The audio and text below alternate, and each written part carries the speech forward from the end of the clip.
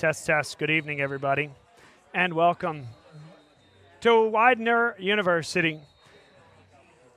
Opener in the Philadelphia Catholic League coming up next between LaSalle and Roman Catholic. Clock on the scoreboard says 26 minutes until we get things started. Stay with us.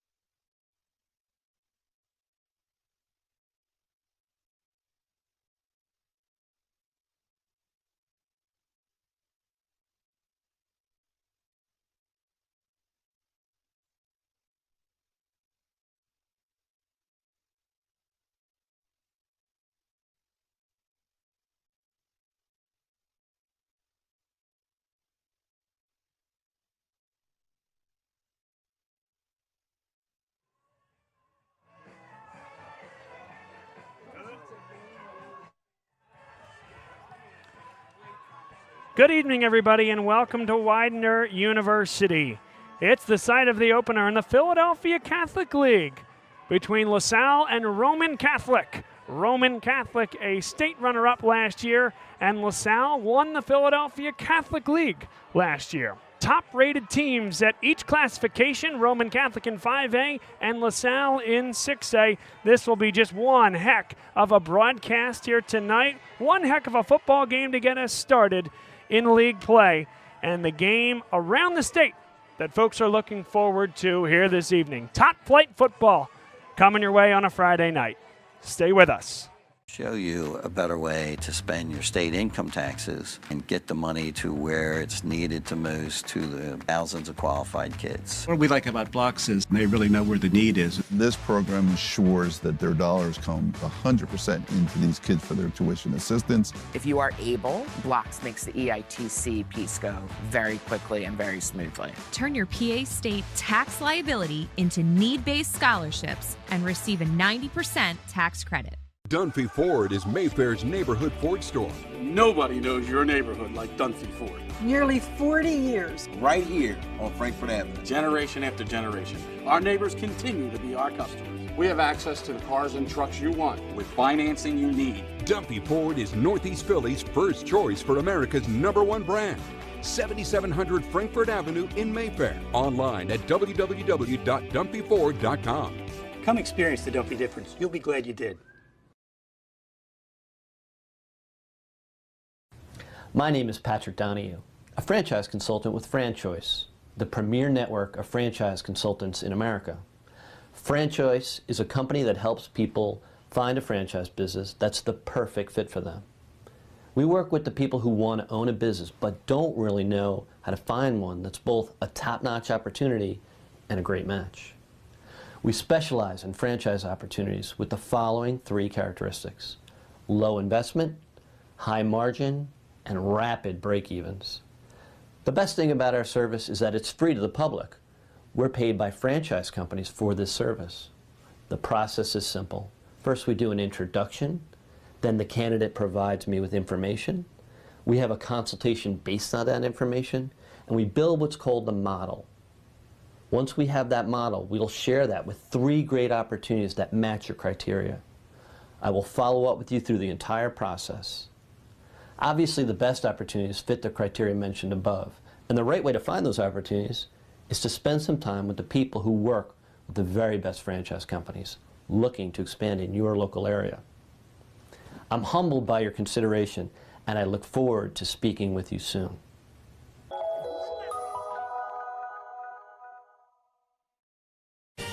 They said it couldn't be done, but somehow CCM was able to close this home in just 21 days. Carl, how'd you pull this off? Oh, hard work, dedication, grinding. Were you ever worried? Well, you know, Chloe, they pinned us in deep in the second bedroom, inspection issues, but we regrouped. Knew there was still a lot in play.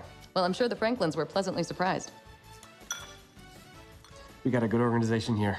A lot to look forward to. Good luck with the next close. And there you have it. Cross Country Mortgage is dedicated to getting it done.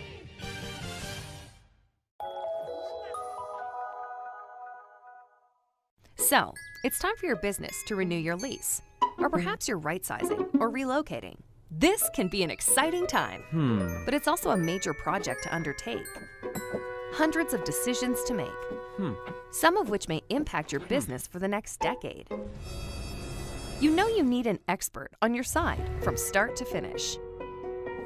What if this expert had no conflicts of interest, no landlords to answer to, and a fiduciary responsibility to work solely in your best interest? Someone who knows the questions to ask, the levers to pull, the pitfalls to avoid.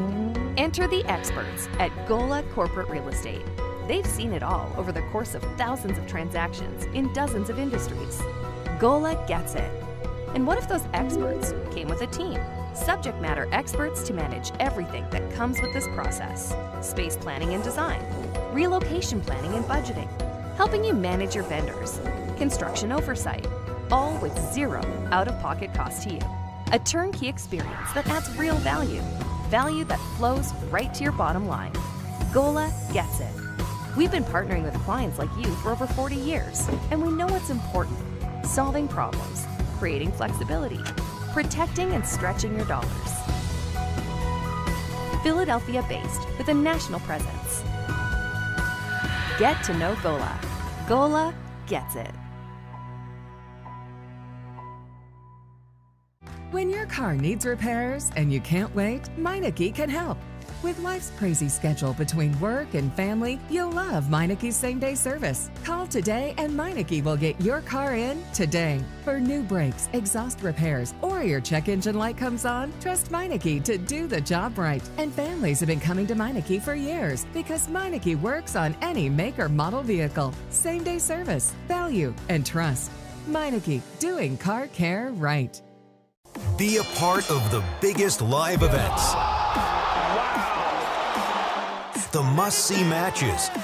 He scored! The game day celebrations. Experience live sports and entertainment the way they're meant to be seen. With Joe Hand Promotions, the global leader of live entertainment for bars, restaurants, and cinemas. Create unforgettable moments that fans won't want to miss. Keep the food and drinks flowing with watch parties that will bring customers in the door and expand dwell time. And watch as these visitors turn into loyal customers with exclusive content relationships with the nation's largest sports and entertainment providers. In over 10,000 bars, restaurants, and cinemas across America, and customizable packages for every type of venue. Make your business the place for the next must-see event. Because if fans can't make it to the stadium or arena, your venue is the next best place.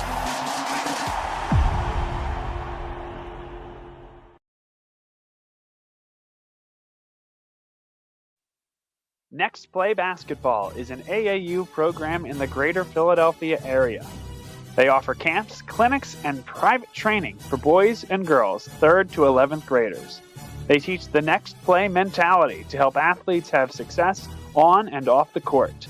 Next Play coaches focus on each player's development through high-level coaching and a competitive environment. If you would like to join the Next Play family, go to nextplaybasketball.com for more information. They are hosting spring tryouts on January 11th.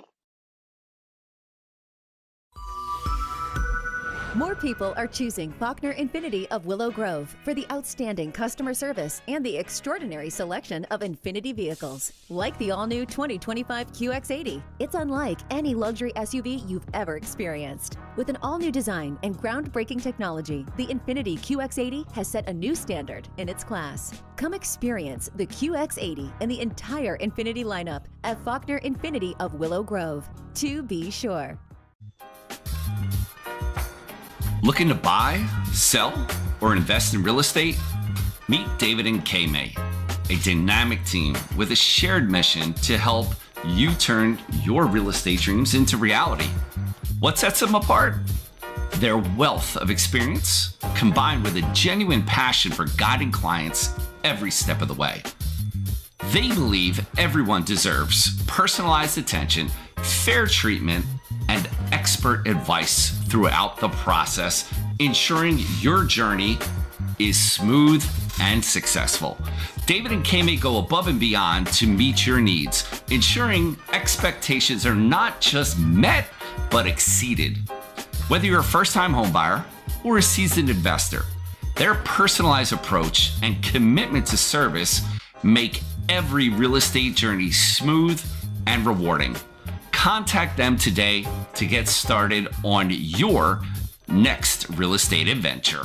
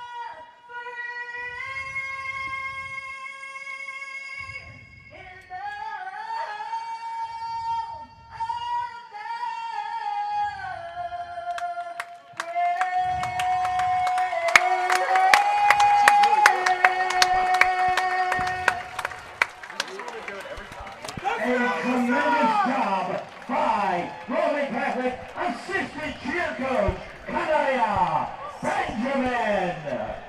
That's Kanaya Benjamin with the national anthem. That's John McBride on the public address. I'm Bob Long, alongside me, Tyler Kern. We have Jack Burns, Jack McGuire, and Pat Burkhead alongside. So excited to have everybody with us here for football on a Friday night, and a great venue for it. Widener University in Chester, Pennsylvania, home of the Pride.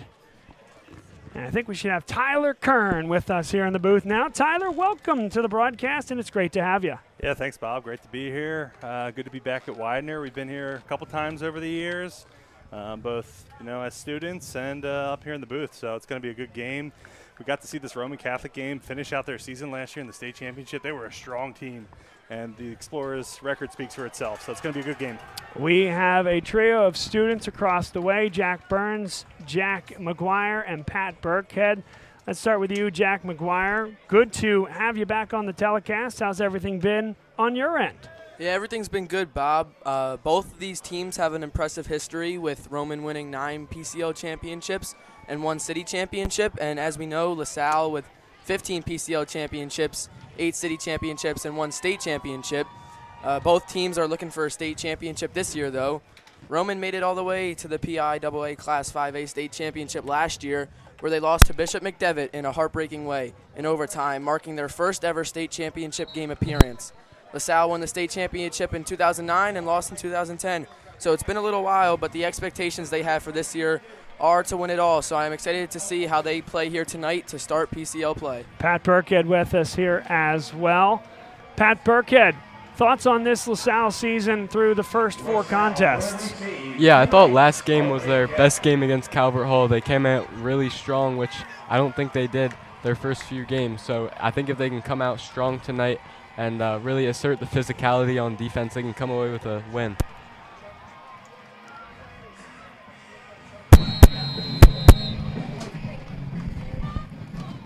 Jack Burns with us here as well. We're working on his microphone. Think he's all good to go. You hear us okay, Jack? I'm hearing you good. Well, we're hearing you great. I'll take it back a little bit. Underway here from Widener, and Roman Catholic does a nice job to start things there. And their defense will come onto the field. Again, Bob Long, Jack Burns, Jack McGuire, and Pat Burkhead alongside for this one. As you saw there, Bob, Owen Johnson on the return. We saw him have a great game last week. He scored the first touchdown for the Explorers right after his brother Lucas got the interception on the first possession of the game. Roman Catholic is in purple tonight. LaSalle is in white. Gavin Sidwar, the starting quarterback for the LaSalle Explorers. Joey O'Brien, starting wide receiver. Owen Johnson, Jimmy Mahoney, as well as J.P. Oates. And that's Joey O'Brien making the catch, makes one miss, and gets to the second level. Yeah, good move there by Joey O'Brien. Could feel the pressure coming on him, cut inside, and got a first down there when it should have been a gain of about 3. And Tyler, we've seen that move multiple times this year, where it looks like he has nothing and he does a nice spin move to get away from the defender. Yeah, he's just an athlete, and you can tell he's been here before, and he knows and senses pressure well.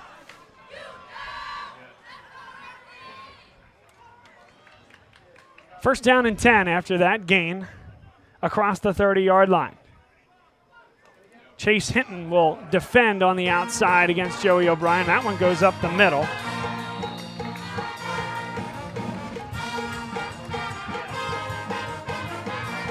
Second down and 8 coming up.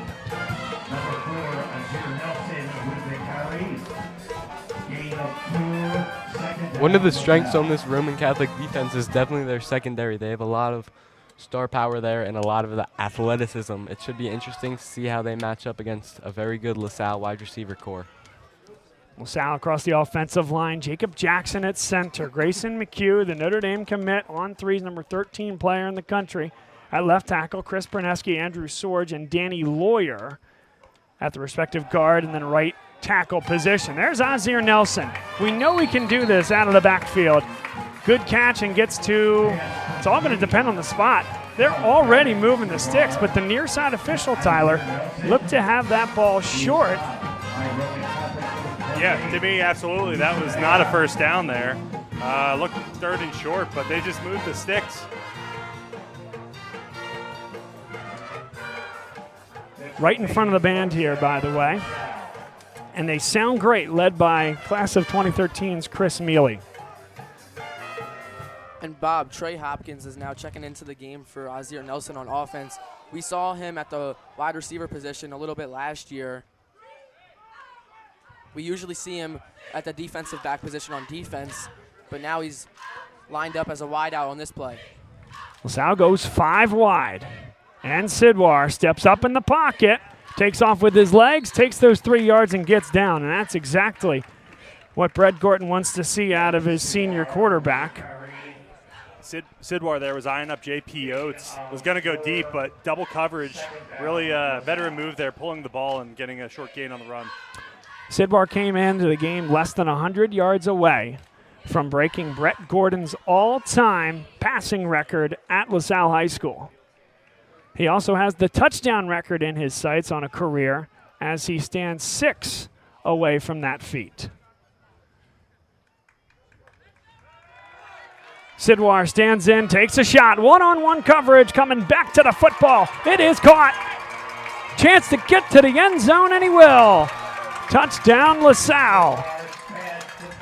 And what a play there. Great throw. Sidwar under pressure. Had to kind of lob it up there because of that pressure, but O'Brien kind of slowed down, came back, and made a move for a touchdown. 6-0 LaSalle early.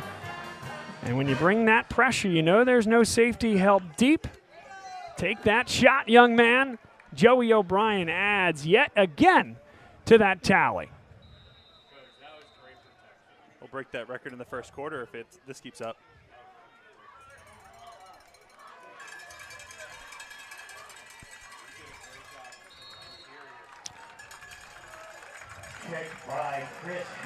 Chris Heck, the place kicker, makes it 7-0 LaSalle.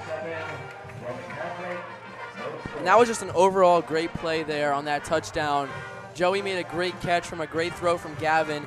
And at first he wasn't sure where the defenders were, and then he quickly saw an opening and ran through it.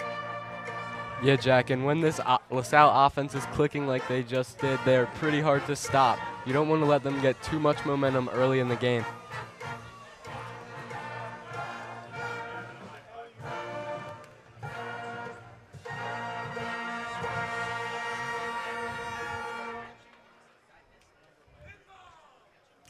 We'll get a chance to meet the Roman Catholic starting offense in just a moment here.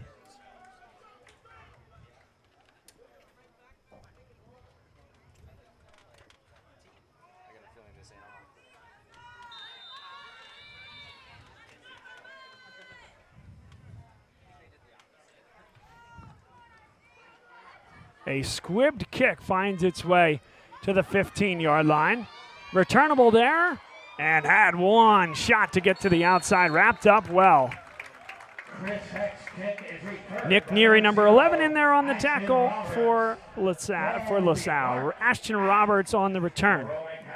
Yeah, and I think that squib kick could have been to keep the ball out of his hands. He's an elite playmaker for the Kaolites, and you want to keep the ball out of his hands as much as you can if you're LaSalle. And you know what, Pat? His first time actually ever playing in a game that is against LaSalle. He's been hurt each of the last couple of years here. And a young man that colleges have all the eyes on at this point, but it's at the point where they just need to see more film for Ashton Roberts. That's a run up the middle for a gain of maybe 2 yards. Number 23, Ronnie Montgomery, a sophomore, 5'11", 200 pounds, a transfer from Archbishop Carroll with a gain of 4. Samaj Beals, the Akron commit at quarterback, has the city passing record for a career. He hands off that time and met in the hole. Nice tackle that time by Jamel Williams coming out of that nose guard spot. Yeah, I thought that was a really well-designed play. I think the play was to cut it out to the outside there. There was room to run. Met with a bunch of gold helmets instead for 3rd and short. Roman Catholic loves to go up-tempo. And it's going to be close. Now it's going to be a first down. Big time move on the edge. That's Ian Stead. Fantastic player, senior, big part of their run all the way to the state final last year. And you see him juke Nick Neary there, number 11, to get that first down.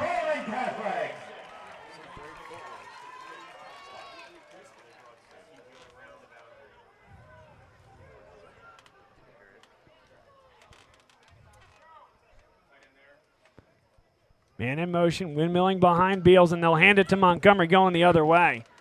Another well-designed play there, Tyler, trying to see if LaSalle's in man-to-man and take a corner to the other side of the field and send Ronnie Montgomery off the left tackle. Yeah, great deception and a great kind of change of pace. We saw Malvern Prep comes to mind attacking the outside on the run here. It seems like the Kaolites have been watching some film.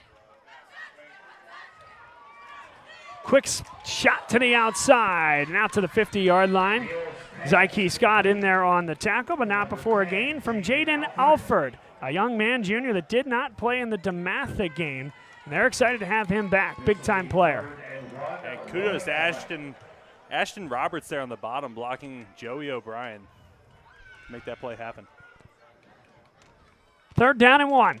They will go up the middle, trying to make one miss and stretch, and they won't get there. Back to the line of scrimmage, and that is all.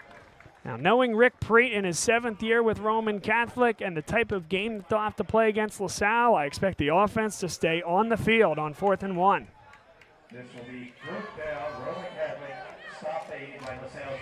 Just some really great penetration there by that defensive front that blew up the play for no gain.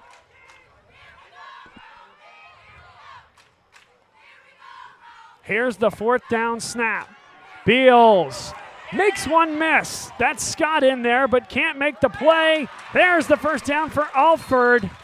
And when your quarterback's in trouble, Tyler, flatten out that route, run to an open space, and Alford did just that. I don't know how Beals pulled this one off. It looked like a sure sack, but he light on his feet, rolled out to his right, and threw a dime. What a play. And this Roman offense is filled with an elite quarterback and elite wide receiver core against an elite LaSalle defense. They should be a great matchup all night. Getting right back to that hurry-up offense, and they're motoring down the field. Gain of 5 off tackle.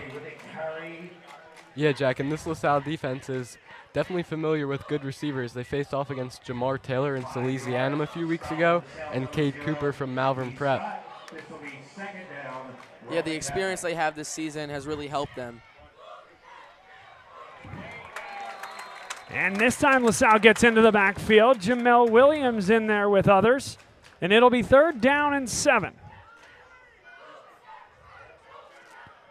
You would think, to my students on the other side here, Pat, Jack, and Jack, you would think 4-down territory, regardless of the result here.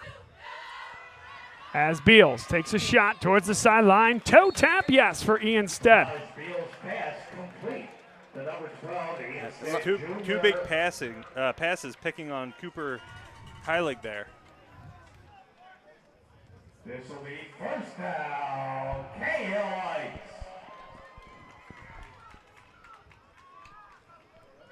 Beals now. He'll take off with it and then slingshot it sideways. You can excuse Rogdell Sutton for having a tough time bringing that fastball in. That's a 94-mile-an-hour fastball when a soft toss would do. Yeah, maybe just a little too much adrenaline on that throw, but I think he had a chance every time. Let's go!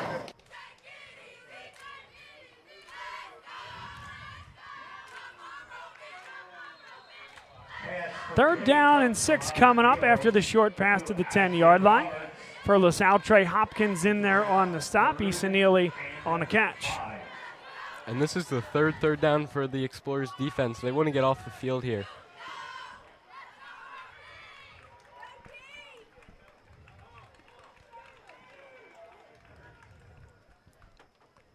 Beals in an empty set.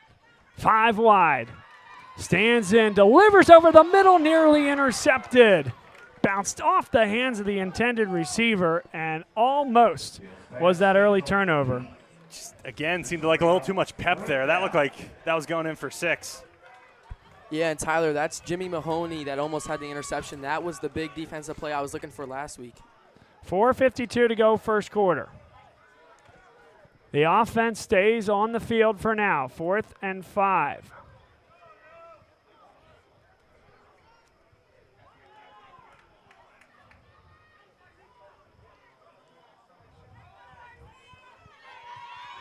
Here it is on 4th and 5. Free rusher. Beals has to get rid of it. A lot of contact, and there's your flag. Now this is where it gets interesting. Easy call, pass interference. In high school, rule that needs to be changed, it's not an automatic first down. And so it's from the 10.5-yard line. The line to gain is about the 5. It all depends on whether they step it off half the distance to the goal. They're going to bring it just inside that yardage marker to gain, which makes it a first down. But it is not an automatic first down. And one of these days, Tyler, our crusade will be answered. That is the 2nd or 3rd, 4th down they've converted technically on this drive. And, you know, the playbook is wide open. 4 down, 5 yards to go. Yeah, and Patrick was just saying that this LaSalle defense would get a rest, but now they have potentially 4 more downs to go. Beals, sideline, toe tap, touchdown. Number 13, Issa Neely, the uber-talented junior. Wow. That body control is insane to get those feet down there. I didn't think there was any way he was coming down with that, and sure enough, touchdown. And that was Ashton Roberts. We've seen him targeted plenty of times this game.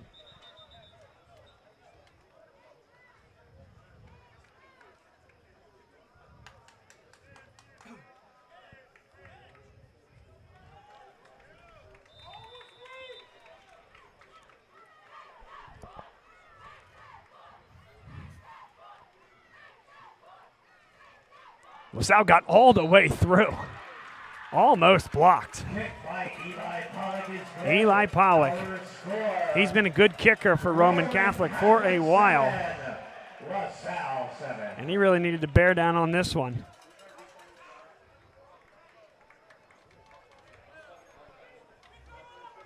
It looked like that was Jamel Williams. They're getting through. Yeah, number 99. Jamel Williams. Oh, no. Okay, so that's not Jamel Williams then. That's the sophomore who's had a heck of a resurgence here. Not even resurgence, but found his way into the starting lineup. Kyrie Mitchell. LaSalle started the year going odd man front, 3-4 base defense, and they found their way more into 4-down linemen because of the personnel and, quite frankly, because of the progress of a guy like Kyrie Mitchell. So more of a coming out party than a comeback. That's right. He's a big boy. Another really good defensive lineman that's also a sophomore is Caleb Davidson. I'm sure we'll hear his name a lot tonight too.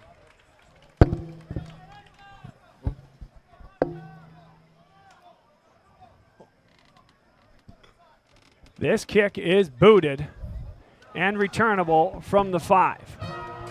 Out to the 25-yard line, and a nice return there for LaSalle. Owen Johnson, who's already taken one back, and Jack Burns was with us for that game at Malvern Prep at the Shore when Owen Johnson took it all the way. 2 special teams touchdowns in that game. What stood out to you? What has stood out to you about this team this year, Jack? This team has been nothing but great, honestly. I mean, it's a huge part of me is the run game. I'm a big fan of that, and it's great to see a guy like Nelson get out there, run the ball. I mean, I think we've had an amazing special teams, and then a guy like Mahoney is nothing but great with his speed and agility. It's uncompared.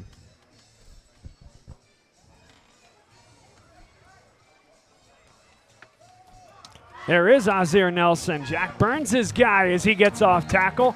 Outside zone there, Tyler. And coming from your defensive background, when you're an edge rusher, how do you deal with an outside zone like that? Yeah, I mean, typically it's your job, depending on the defensive scheme, to set the edge there. And you can't let Azir Nelson get outside of you there. But there was just great blocking up front. I don't know what you do to stop him on that play. Nelson now puts his foot in the ground and gets the first down. It was 2nd and 2. Make it first down. Clock will stop momentarily. Now they move to chains. With the carry. Good enough for LaSalle, first down. 7 apiece. 3:47 to play first quarter. Good one here from Widener. As of now, LaSalle has trips on the left side of the field.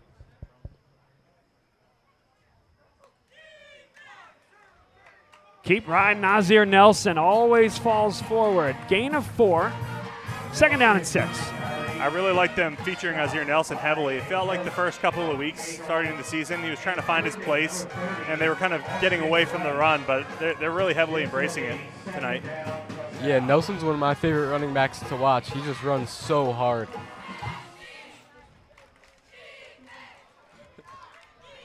Clock ticking here. First quarter, third drive of the game. First of them for both sides went for a touchdown.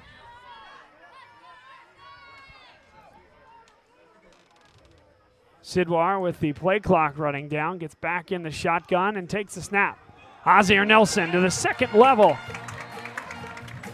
Give him 10 yards and a first down. And that's 4 plays in a row. They've handed it off to Azir Nelson. I want to give a shout out to that offensive front. You could drive a semi-truck through that hole. Now they'll throw a quick screen, and it was dropped. Dropped by Joey O'Brien. Let's take a look through this Roman Catholic defense. Up front, they'll go 4. With an even front, A.J. Wright. Rick Preet thinks his best football is ahead of him. Intense, physical. Now the time to teach and develop as a young junior. Antoine Smith, a senior. He'll go to Akron next year, playing in that interior defensive line. Penalty will send LaSalle back.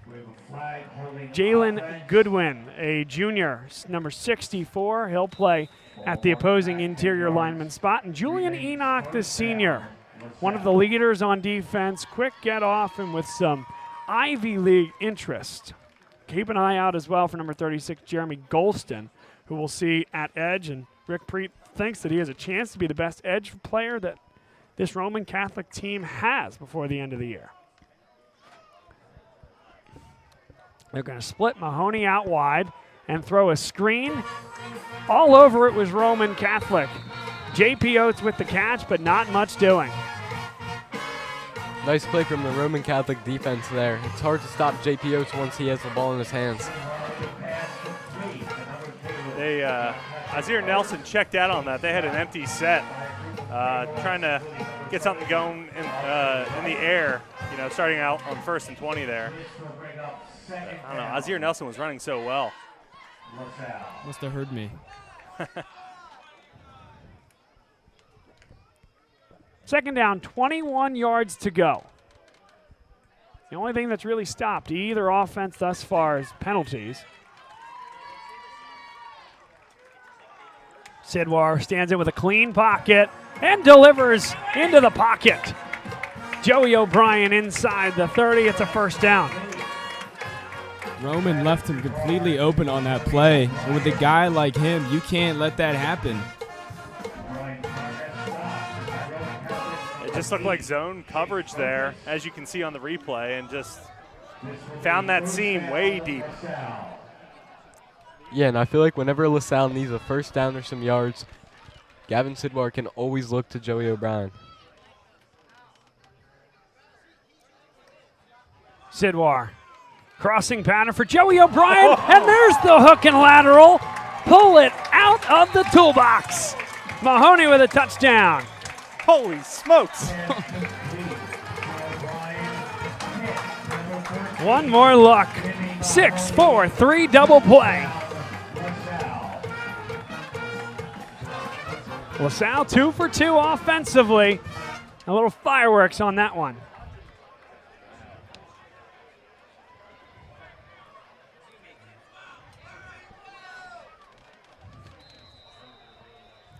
Your St. Joe's prep, you're remembering that one for next week.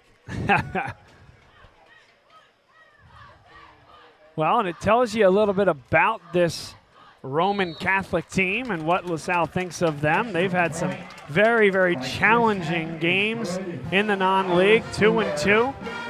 But this is a team that is the favorite in the 5A, and they came out of their non-league schedule a lot healthier than they did this time last year. They scheduled a bye this year where they didn't last year. And so make no mistake, people think about St. Joe's Prep and they think about LaSalle.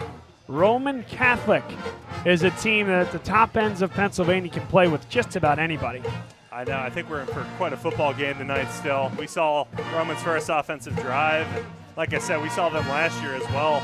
A lot of similarities between these two programs over the years, and it makes me really happy to see both these teams representing the Philadelphia Catholic League.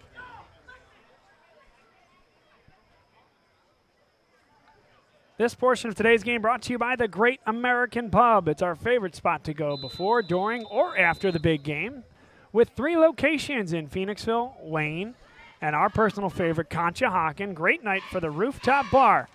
Tell Chuck Hempshire and the gang that Bob Long Sports sent you, and we appreciate their sponsorship. Now, trouble picking up the ball. It's going to end up being a big-time return, and Ashton Roberts, he is gone.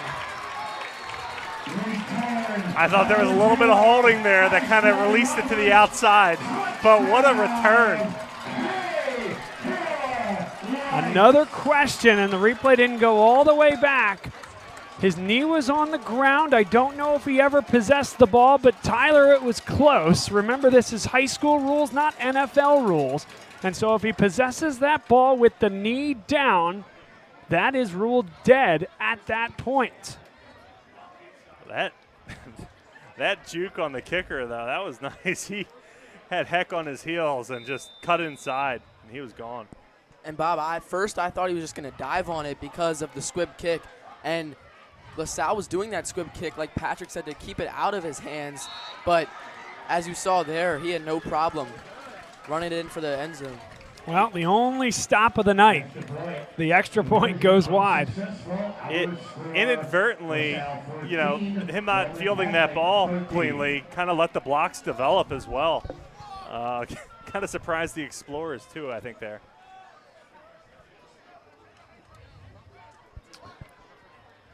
This portion of today's game is brought to you by the Riley, Rakowski, and Malloy Funeral Home. An enthusiastic supporter of LaSalle athletics, Andrew Buddha Rakowski sends his best to Coach Brett Gordon, the student athletes, and the LaSalle football program as a whole. Riley, Rakowski, and Malloy Funeral Home, a proud sponsor.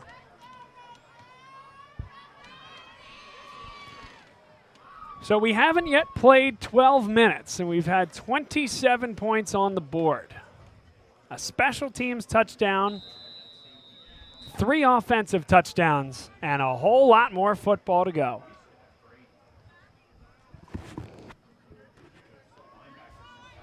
Returnable from the 5. And another good return along the sideline, all the way out to the 45-yard line. Owen Johnson again. There's almost an expectation that, I know Roman only got the ball once, but every time these offenses are on their field, it's a major disappointment if they don't put points up. Yeah, and 2 of the best offenses in the state, led by 2 of the best quarterbacks in the state. Both of those guys are really fun to watch. 3 wide on the near side. Mahoney, Johnson, and O'Brien. And last time we saw 3 wide, they handed it off. And they do this time. Sidbar went down, but Azir Nelson bowls forward. Give him 3 yards, maybe 4 if they're giving them all the way to the 50. 2nd down and 4.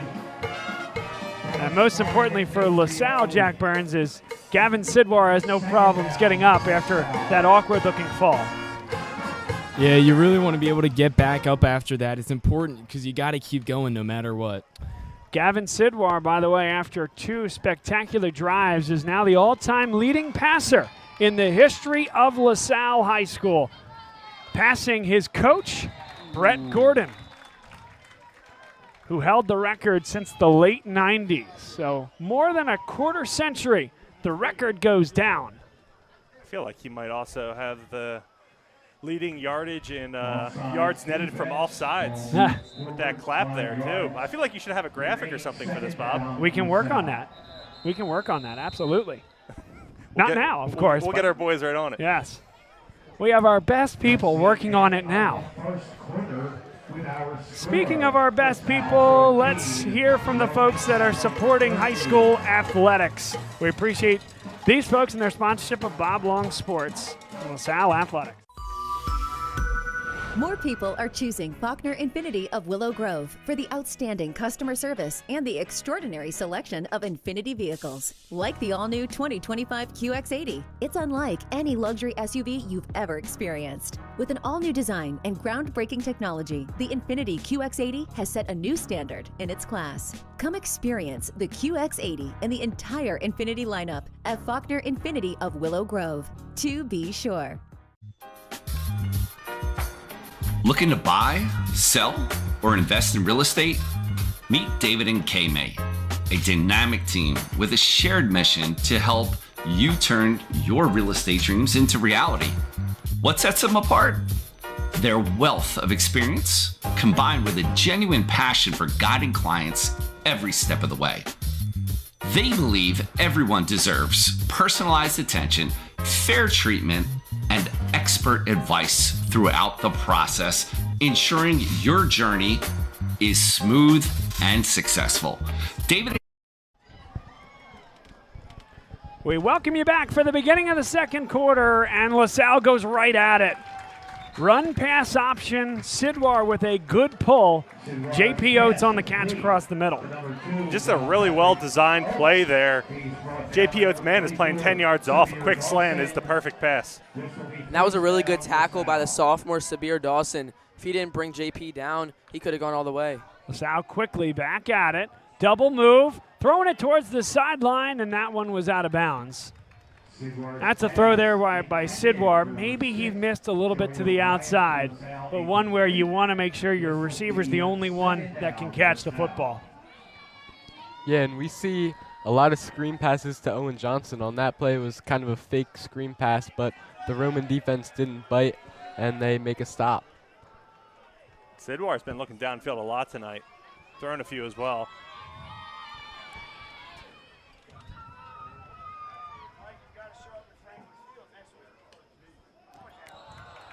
There you go, Tyler. Now he's surpassed the LaSalle record for net yards gained off the clap. Offsides defense. Ball is marked forward 5 yards. Walt Hudson, the junior, in that linebacking core. He jumped. Assad Baya, the sophomore. Eventually, he's expected to move to the edge as he grows. He's a great athlete with a great frame, but for right now, he's playing in that linebacking core. And then we'll see Karan Russell, a freshman. Speaking of a guy who's going to move up to the edge at some point. 6'3", 190-pound, playing the nickel. Very versatile guy in the secondary and a talented young man. Oh. Another one. And I believe Russell already has an offer from South Carolina. And this is going to kind of force this defensive front to not be as aggressive, maybe buying Sidwar even more time. His offensive front has been doing a really good job.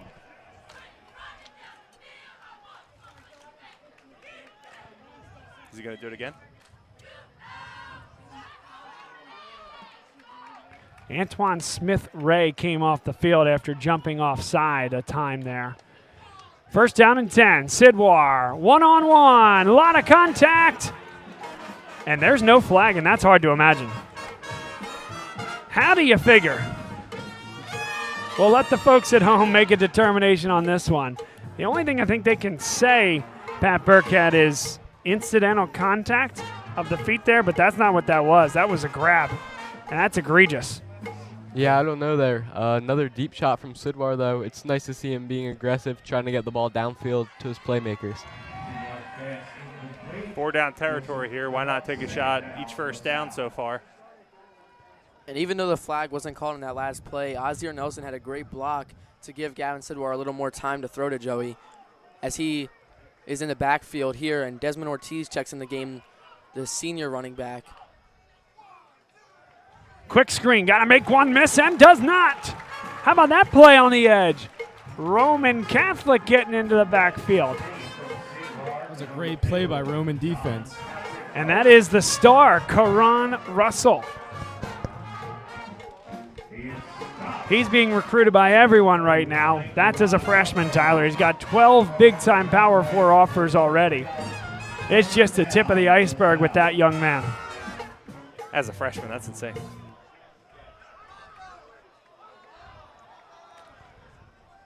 So now 3rd down and 15. Line to gain is the 14-yard line.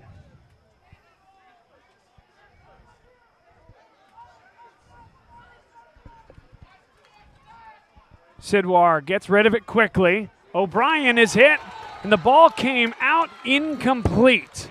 Did not possess it long enough. And it is 4th down and 15, and I expect the offense to stay on the field. Yeah, just back-to-back plays of kind of, it felt a little telegraphed from the Explorers and 2 big hits on your receivers. You can tell Roman is mad from their offside calls. They want to be able to get the ball down now. That would be their first time getting off the field as a defense. It would be the first time either defense has gotten off the field early in the 2nd quarter. It's about 4th and 15. LaSalle does have a good kicker, so I'm a little surprised they're not taking the points here. This would be a 46-yard field goal. I don't know if that's taking the points at the high school level. Whistles.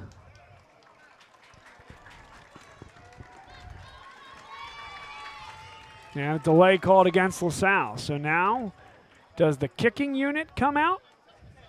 I think we could see Gavin Sidwar maybe punt one here. We've seen it in the past, and I could see him pulling one here. Yeah, I think that might have been intentional, Patrick.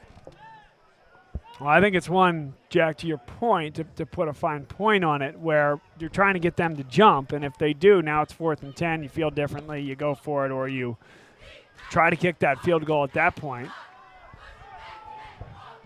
There's no one back there for Roman right now. And a flag came from the back judge. And another delay is called against LaSalle. And Brett Gordon has his palms to the sky. He can't believe it across the field. That did feel quick, but again, high school, no play clock running for anyone to see.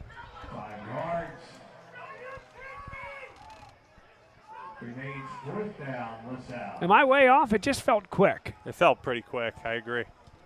Usually they're lifting their arms up again like the play clock's running low. Yep.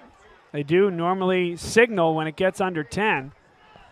LaSalle is the offense on the field. Sidwar again can punt the football, and that's what he will do. That one is a booming kick. That will fly to the 1 and bounce into the end zone. So a touchback, the first stalled drive by either team here tonight. And Roman Catholic will have an opportunity to drive the ball 80 yards down the field and take a lead here in the 2nd quarter. Net 20-yard punt there, but, you know, had the opportunity to pin him back there. Unfortunate bounce. Net 20 after taking 2 delays. Yeah, so effectively, 10. 10, 11. There's the handoff. Montgomery is hit and dropped right at the line of scrimmage. Some nice physicality from LaSalle there. I think this defense is at their best when they're hitting the other team pretty hard. That time just 2 down linemen for LaSalle. 5 linebackers on the field. Zyke Scott cleaned it up. First contact made by Jamel Williams. And speaking of physicality, Zyke Scott's probably the most physical guy on this LaSalle defense. 2nd down, Roman Catholic. So penalty came down on that play. Must have been after the play, Tyler. It was very quick. I didn't see it. Yeah, I didn't either. But it was either a loss of down penalty, highly unlikely, or something after the play. And now they'll throw a screen up the middle. That's well designed in LaSalle. Nice job coming out of the secondary. Joey O'Brien makes the tackle. That's what Notre Dame fans are looking forward to seeing next year. Yeah, Bob, I think a lot of people look at his ball skills and all the interceptions and pass breakups he has, but don't look at his tackling enough. Ashton Roberts with that catch. He's been involved all evening long.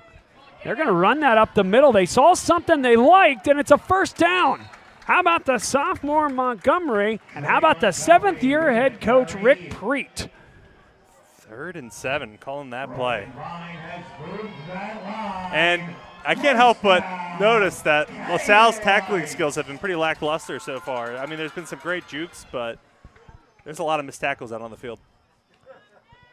First down and 10. Ball from the 31-yard line. Beals steps back, throws towards the sideline, and reaching. Had to go up the ladder that time. Intended receiver Jaden Alford. Aiden Christie in there on the coverage for LaSalle. Trey Hopkins, number 3 in the area as well. That was well blanketed. Trey Hopkins has been really good all season. I wouldn't be surprised if he starts picking up some interest from colleges soon.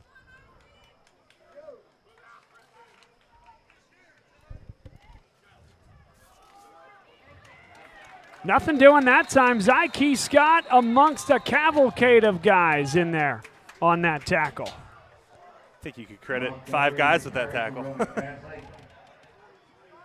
down by a number of explorers, including number 43, Cooper Helig. This will be 3rd down, Roman Catholic. Explorers have the opportunity to get off the field here. Line to gain is the 42-yard line. Beals alone in the shotgun. Across the middle, it's caught. He instead makes another mess in the secondary. Spread him out wide, and then where do you go, Tyler? Right down the seam. Yeah, Mahoney just a step behind there, and a missed tackle as well. Was going to be close for a first down, but great play. Great play design as well. That was some amazing footwork, too. Right back to action. That one is caught. Issa Neely. That'll be enough for a first down. Give him 12 on that 1st and 10 throw. I don't think the Explorers have seen much hurry-up offense so far this season. And Bob, I think you were mentioning it earlier how Roman likes to play this hurry-up offense. Right back to it. On the edge. And it's going to be, again, Issa Neely. Laundry on the play. Beals got absolutely leveled, maybe a little late. I don't know if that was the call, though, because it came from the far side of the field. Maybe a hair late. That's Davidson, the sophomore, it looked like. Nope, that's a flag going against Roman Catholic. Yeah, like I said, it came from the far side, the Explorers sideline over there. And it's hard, right? I mean, you slow it down there, Tyler. It looks late in live time, maybe not as late. I thought it looked clean live, but he took a hit.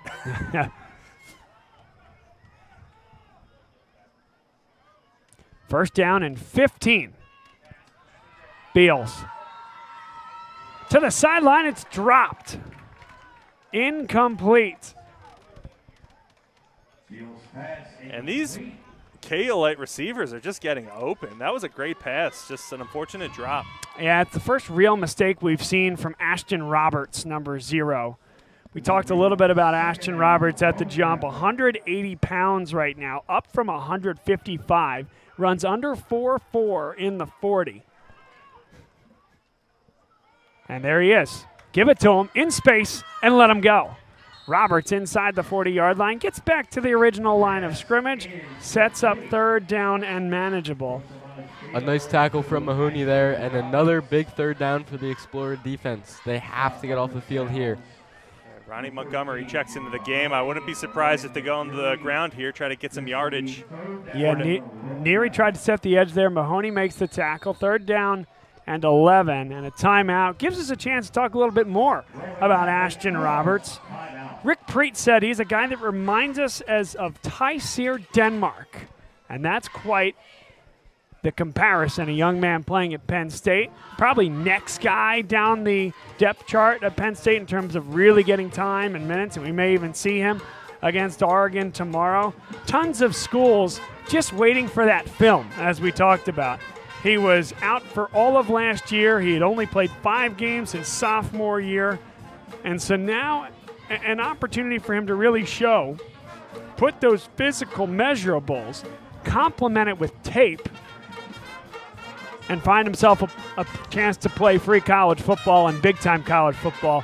Wishing only the best for the young man, Ashton Roberts. Big game in the first one that they played against Cardinal Newman. 3 touchdowns, 120 receiving yards in that game. He's already got 2 here tonight, 1 in special teams and 1 on the offensive side of the football. At one point, I think we said Issa Neely caught that first move, but it was Ashton Roberts. This could be a double pass, and I think that's what they were trying to do, but LaSalle all over it, didn't give him a chance to do so.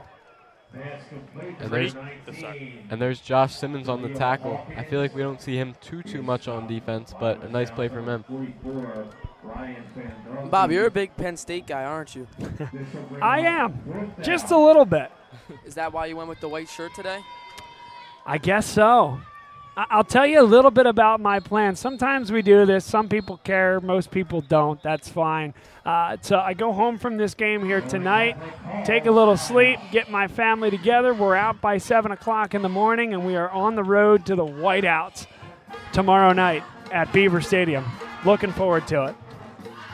Are you going to wear that same shirt, just going to sleep in it? I got to tell you, Jack, it's hot in this press box. There's not a lot of airflow. I think I might just grab another white shirt for that game. Makes sense. Yeah. You're wearing a LaSalle shirt, too. Might as well grab a Penn State shirt. Tyler, are you going to wear the same shirt tomorrow? No, I might throw this one out. Yeah. How are you guys doing over there? Any more air in the booth next to us? We have a slight breeze. Really? Emphasis on slight, but... See, these are the smart young men, Tyler, the current LaSalle students, the students that got in when we couldn't get in years and years ago. They picked the booth that has a breeze. Feels nice down on the field, though. So 4th down. Roman Catholic will punt the football away. Ian Stead, number 12, do everything, man. And he's thinking about taking off. Then he punts it away. He got clocked. And it'll be good starting field position for LaSalle. One more look at this one, and you'll remember that's Aiden Christie that nicked him jump. there. He got an insane jump there, too. Well, almost look off sides. You'll remember last year, Tyler, in the St. Joe's prep game, very similar play, actually a harder hit. Anthony Sacca took out Gavin Sidwar on a punt like that, and there was nothing called. The LaSalle coaches were incensed. Roman Catholic had a word or two for the officials as they came over to see if that was running into or roughing the kicker.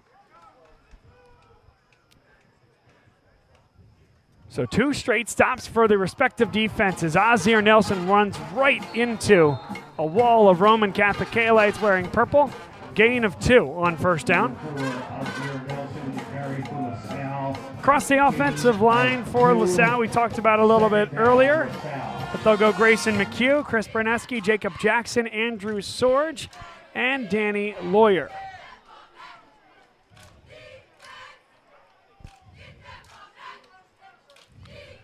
Line to gain is the 34-yard line.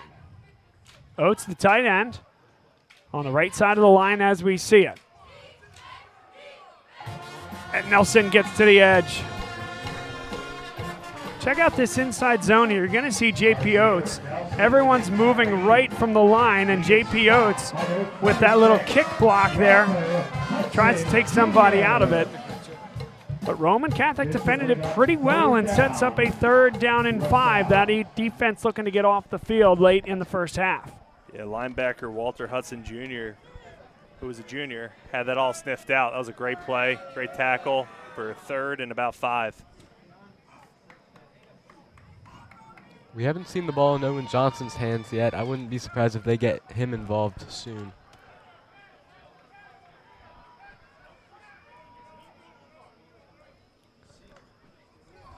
Sidwar, good protection across the middle, and it's incomplete.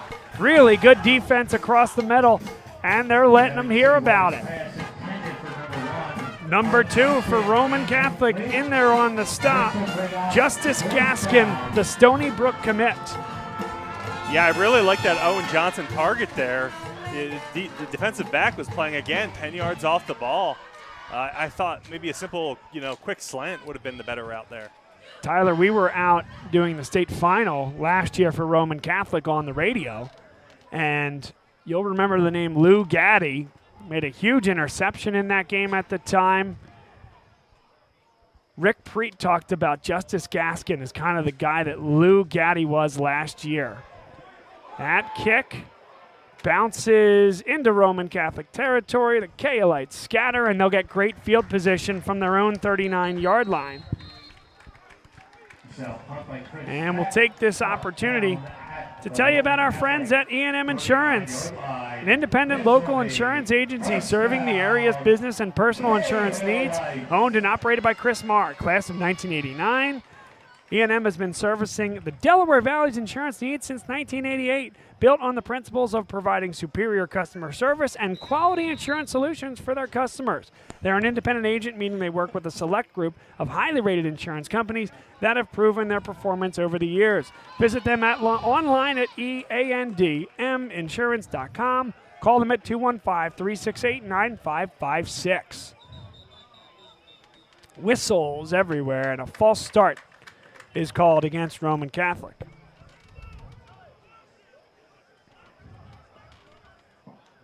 And the false starts and the offsides, I feel like the Kaolites have lost 30, 35 yards. Back 5 yards. Remains first down, Roman Catholic. And yet, in a game where stops have been tough to come by, chance to move down the field. They take a shot deep. They have a man. 3 for 3, Ashton Roberts. Uh-oh. Like I said, I feel like Samaj Beals can put up 6 on any play from anywhere on the field. And that's that 4.38 40 speed, beating Lucas Johnson deep. Beals threw a dime in the face of pressure there. Early decision here for Rick Preet. I don't think this will be the last touchdown for either team necessarily, if history is any guide, but they're going to chase the points right now and look to go back up by 7. So LaSalle will quickly get personnel in. They have the time to do that. Yeah, this is a good whistle here by this official. LaSalle was trying to get somebody on the field, and when there is a substitution, you have to give them chances to substitute. Although perhaps there was a timeout called by LaSalle. I could argue, Tyler, maybe they would have called it anyway. I could argue that that's not giving LaSalle enough time to substitute there. No, absolutely not. Especially as close as the players can be, I think, is on the 30-yard line there. So that's like a – you saw the LaSalle Explorer, 280 pounds doing a full-out sprint for 30 yards to try to get in for the play. I was just going to say, Kyrie Mitchell flew 80 miles per hour just to get set. Yep. Was it actually 80, do you think? I think so. Gotta be. 4:23 to go. A 2-point conversion coming up here for Roman Catholic. A chance to make it a 21-14 game over LaSalle. I wouldn't be surprised if this is on the ground here. Beals. He's going to take it himself. And Samaj Beals is in for the 2-point conversion. Designed quarterback rollout. Had the option to throw it, but he saw the gap he needed.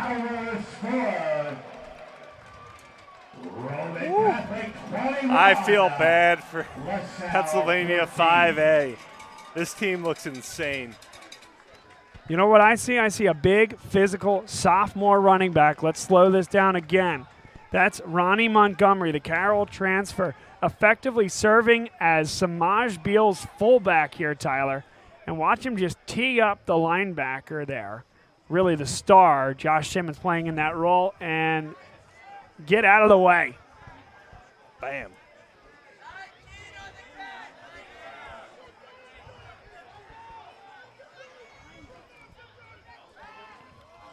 And if you're LaSalle, you got to keep your head up here. I'm sure that's what Brett Gordon's saying. They can't get too down on themselves. Gavin Sidwar has to lead his team down the field to tie this game up. It's not their first shootout of the year, and it won't be their last. A state runner-up last year. Rick Preet has turned this program around. There is no other way to say it. Once again, angled towards Owen Johnson. Johnson out to the 30-yard line, and that's where LaSalle will take over. And just to finish that story, this program, not to say it was in shambles, right? That's not to disrespect where it was, but there were 30 kids on the program at the time. Last year, 130 kids were part of this Roman Catholic football program. And Rick talked about the first year basically trying to uplift the program, lay the groundwork. Again, last year, maybe a little bit ahead of schedule, getting to that 5A championship game. But again, even in the years prior, they always had Imhotep in front of them at the 5A level. Imhotep moves up to 6A last year. With all respect to our folks at Imhotep, that Roman Catholic team was beating just about everybody last year. Good defense there by Ian Stead. I love the physical defense against Joey O'Brien there. Two big-time, talented college football players going at it. Sidwar got absolutely smoked there, as did Joey O'Brien. And we've heard the name Ian Stead a lot tonight, both on offense and on defense. Bob, just go back to Beals. I just remember, like, he literally played until his body couldn't hold up last year. He was injured at the very last play.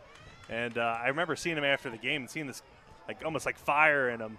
I would not be surprised to see these guys come out on top in the state this year. 2nd down and 10.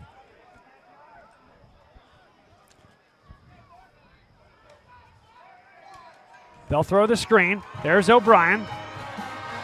Beg your pardon, that's Owen Johnson. And the ball came out. Ball is loose. It's a live ball. Joey O'Brien got on it, but there's a Roman Catholic Kaolite on it as well. I think that's Roman ball. And Roman is signaling that they have it. We're still waiting for that final signal.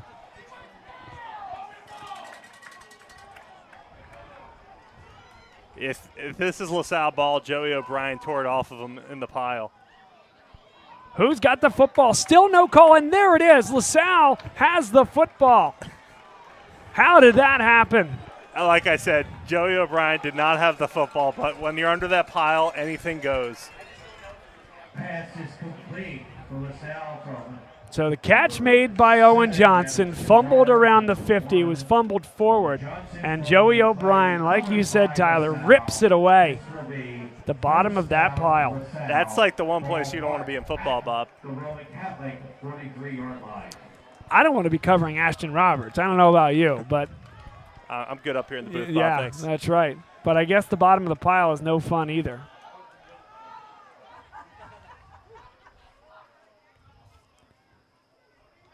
Here comes Jimmy Mahoney in motion. Ducks back outside, and that's a good play call there, but just back to the line of scrimmage.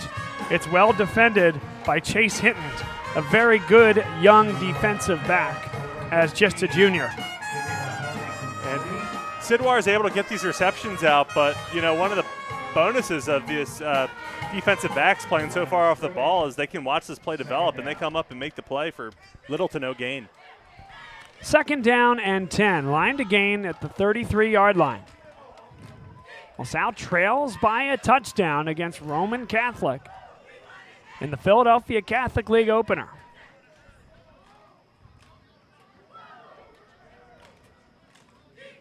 They'll go back to the ground game. Ozzie Nelson inside the 40. And let's hear from our buddy Jack Burns. Jack, big 3rd down coming up here. What do you see LaSalle going with on this key down and distance? I think they might go for Ozzie Nelson again. I mean, they've been going for throwing the ball. They've had some troubles with a fumble and some aggressive defense, and they might just go for a run here. And what that does as well, 4-down territory, sets you up. You know you're going for it on the next down. If you see a light box, just 3 down linemen. Crossing route, there's Jimmy Mahoney. That's a 1st down. And this is what the Explorers got to do. When your man is giving you 10 yards in front of you, you throw these crossing routes, there's nothing that can be done. Granted, Mahoney's man was only 2 yards off from there, it looks like, in the replay, but. Right back to the line. Here's Mahoney. He gets downhill. Jimmy Mahoney makes one miss. Down at the 5-yard line. That is the 400-meter record holder at LaSalle High School right there. And Jack, I think it's Azir Nelson time right now. I agree. Excited. Back to the line quickly. Maybe like the opposite what we saw with Roman with Sidwar blocking for him. I'm kidding. Yeah. You think about a little bit of time and score as well. Nelson, touchdown. They score on first down and goal, and they're 1 point away from tying it. My thought comes back to that Joey O'Brien fumble recovery. It turned the whole game. Yeah, or at least this drive. My point there being is Roman Catholic are having a tough time. LaSalle is stopping them. Yeah. They could manage the clock all the way down if they recover the ball there. They get the ball first to start the third quarter. The middle 8, so important at all levels of football. And LaSalle with the score there ties the football game at 21, and now they'll count on their defense to get a stop late in the second quarter. I was very impressed by Gavin Sidwar there. His team goes down, which they don't go down much, and he did a great job of staying calm, making his throws, and leading his team down the field to tie the game. Bit of a throwback from last game, but I don't think we're going to get any kicks over the fence this time, seeing how there is no fence on this field. Into the woods? Maybe. That'd be fun to see. Does that count for you, Jack? Maybe if it hits the scoreboard. All right, you guys are going to have to inform me here. Now I'm out of the joke. Ooh, somebody did not tune into the broadcasts. Yes. Well, I did at times. It just... I was waiting for the highlight video from last week, Bob, we got to work on that. Although Liam Turbenbach did a really good one. You got some love on that, Tyler.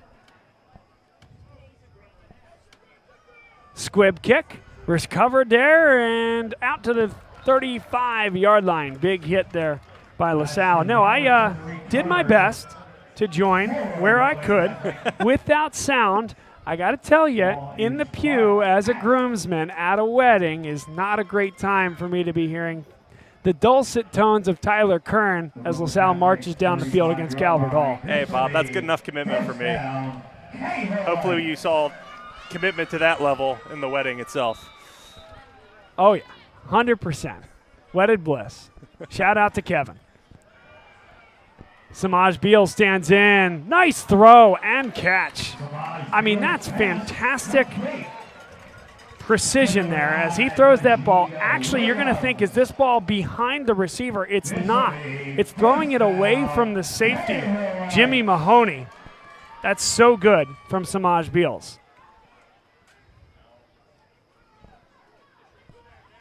Beals stands in and now takes off with it. He can take it with his legs. A very good athlete, pass first type quarterback, but if you're going to go man-to-man and drop the extra linebacker back, why not take it to the next level? I was going to say, empty set like that, you got to watch for Beal's legs. It almost seems like you should have someone shadowing him, but. Back to live action, 1:02, clock ticking, late first half. Beals sitting down in coverage there, good throw and catch. First down and a lot more inside the 15 and all the way down to about the 13-yard line. Clock will stop momentarily. Ashton Roberts a little slow to get up and maybe a little gamesmanship here. Certainly don't want to assume that's the case. It is a hot night, hotter in this booth than it is out there, if I may.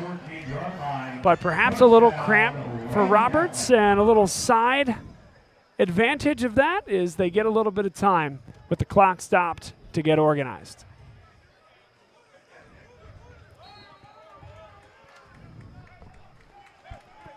And the officials want them back. This is not a timeout. He lost his cleat. Oh, there you go. We've seen about everything this season. And look at that. That clock is running. I don't know if Roman knows that. They still have plenty of time. They have one timeout. First and 10 from the 14. Oh, some personnel issues. But you don't want to burn that timeout now. I mean, we're going on about 20 seconds since that restarted, and this is developing really well. He can walk into the end zone. Touchdown, Ronnie Montgomery. I mean, look at that. You got 1, 2, 3 big boys blocking for you there. I mean, what a play design. KO Lights are just taking advantage of this Explorers defense. And we talk about middle 8. They score with 26 seconds left. And they'll get the football to start the second half. And it looks like members of the Roman Catholic basketball team are surrounding the field on the track over there celebrating. Flags everywhere. And it's a legal substitution against LaSalle. Roman Catholic, they went for 2 and got it earlier in the game. They missed an extra point, and they're going to decline the penalty and just kick it. Eli Pollock. It's interesting, isn't it? Yeah. Feels like you got a chance to really take the game here by the stranglehold. All the momentum. And Pollock misses the extra point, so folks will continue to discuss.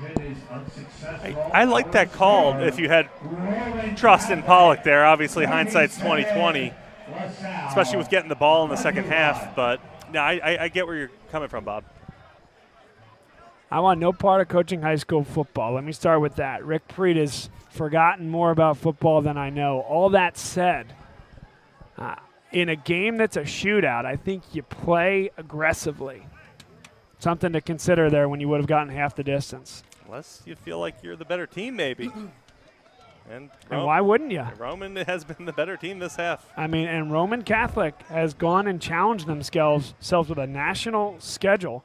They played Providence Day in Charlotte, a game they felt they should have won. They played Cardinal Newman out of Florida, a good team there. They won that game, did Roman Catholic. Beat Springside Chestnut Hill and then DeMatha. Rick feels that's as good a team as you can play. There's no better time for a kick return here. Returnable from the 10. Owen Johnson. He's got some blocks. He needs to make one miss. Got to the edge and is taken out of bounds at the 30. That took 8 seconds on the return. And again, I'll say the same thing here for LaSalle. I think you take a shot down the middle of the field here. A field goal is not an option for Roman Catholic. You wouldn't think with this little time. Take one shot and see if you can give yourself either a heave for the end zone or a long field goal attempt for Chris Heck, who's done a great job on the place kicking this year. And Gavin Sidwar certainly has the personnel to take that shot you're talking about, Bob. Go back to that hook and ladder. That was super nice. They're going to run it to Ozir Nelson. He gets the first down and keeps on churning, gets out of bounds to stop the clock with 10.6 seconds to go. I think that's a good use of those 6 seconds there.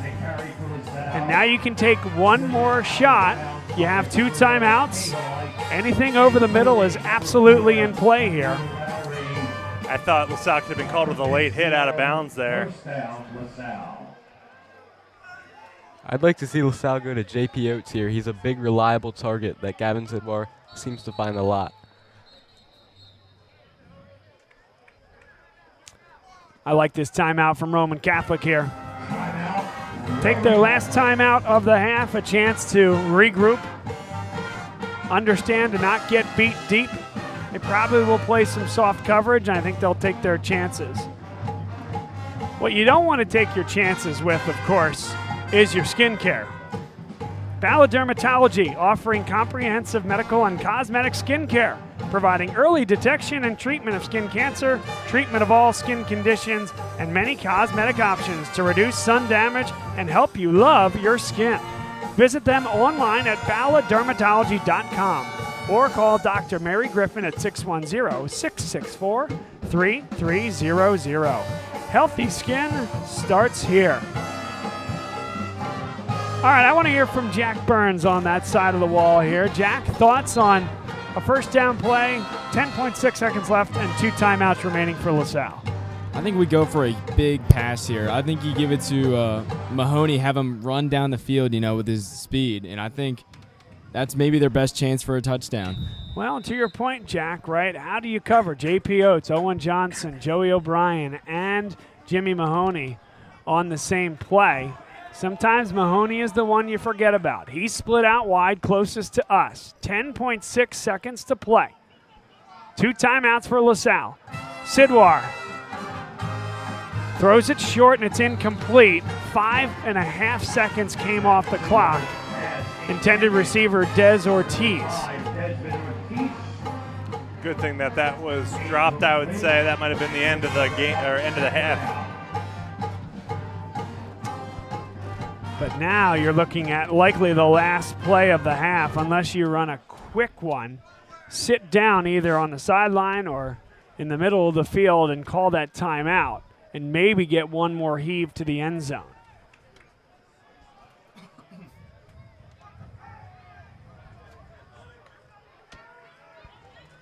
Sidwar, this will be the last play of the half. Takes a shot deep and it's intercepted. Intercepted by Justice Gaskin, and that will end the first 24 minutes of football. Roman Catholic at home, first league game of the year, making a statement against last year's league champs and the #1 ranked team in the state of Pennsylvania at any classification.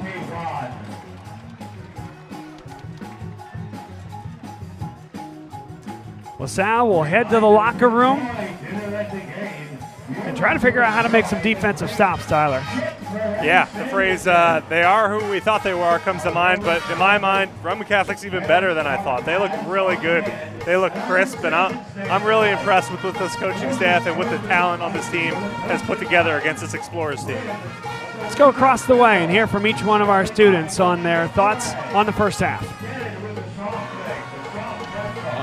A big takeaway for me is I think LaSalle's defense is having some troubles. We're getting some rough tackles, some missed tackles. Compared to Roman's defense has been on point. I think LaSalle really needs to pick up their defensive end and just some small mistakes on the offense. But overall, I think it's been a great half and a great game so far. Yeah, Jack, LaSalle's down right now, but I know Brett Gordon is going to give a great speech at halftime and hopefully uplift the LaSalle team to come back and win over Roman Catholic. If there's one guy that you want to lead your team back over another good team in Roman Catholic, it is Brett Gordon. Yeah, and Patrick, to your point, we saw a little bit of struggles in the Salesianum game, so I do not doubt that LaSalle will come out in the second half stronger than they did in the first, and I think that their defense will be well prepared for the second half. Take a quick break here, folks. Thanks for being with us here on Bob Long Sports. Stay with us, and after a quick break, we'll bring you more coverage from Widener University. More people are choosing Faulkner Infiniti of Willow Grove for the outstanding customer service and the extraordinary selection of Infiniti vehicles. Like the all-new 2025 QX80, it's unlike any luxury SUV you've ever experienced. With an all-new design and groundbreaking technology, the Infiniti QX80 has set a new standard in its class. Come experience the QX80 and the entire Infiniti lineup at Faulkner Infiniti of Willow Grove. To be sure. Looking to buy, sell, or invest in real estate? Meet David and Kay May, a dynamic team with a shared mission to help you turn your real estate dreams into reality. What sets them apart? Their wealth of experience, combined with a genuine passion for guiding clients every step of the way. They believe everyone deserves personalized attention, fair treatment, and expert advice throughout the process, ensuring your journey is smooth and successful. David and Kay May go above and beyond to meet your needs, ensuring expectations are not just met, but exceeded. Whether you're a first-time homebuyer or a seasoned investor, their personalized approach and commitment to service make every real estate journey smooth and rewarding. Contact them today to get started on your next real estate adventure.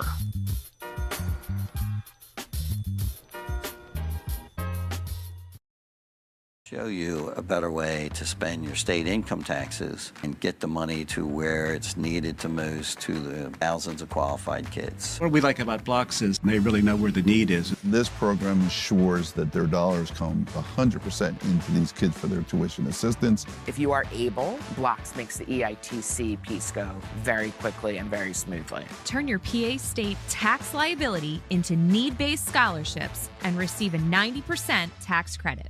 Dunphy Ford is Mayfair's neighborhood Ford store. Nobody knows your neighborhood like Dunphy Ford. Nearly 40 years. Right here on Frankfurt Avenue. Generation after generation. Our neighbors continue to be our customers. We have access to the cars and trucks you want with financing you need. Dunphy Ford is Northeast Philly's first choice for America's #1 brand. 7700 Frankfurt Avenue in Mayfair. Online at www.dunphyford.com. Come experience the Dunphy difference. You'll be glad you did. My name is Patrick Donahue, a franchise consultant with FranChoice, the premier network of franchise consultants in America. FranChoice is a company that helps people find a franchise business that's the perfect fit for them. We work with the people who want to own a business but don't really know how to find one that's both a top-notch opportunity and a great match. We specialize in franchise opportunities with the following 3 characteristics: low investment, high margin, and rapid break-evens. The best thing about our service is that it's free to the public. We're paid by franchise companies for this service. The process is simple. First, we do an introduction. Then the candidate provides me with information. We have a consultation based on that information, and we build what's called the model. Once we have that model, we'll share that with 3 great opportunities that match your criteria. I will follow up with you through the entire process. Obviously, the best opportunities fit the criteria mentioned above, and the right way to find those opportunities is to spend some time with the people who work with the very best franchise companies looking to expand in your local area. I'm humbled by your consideration, and I look forward to speaking with you soon.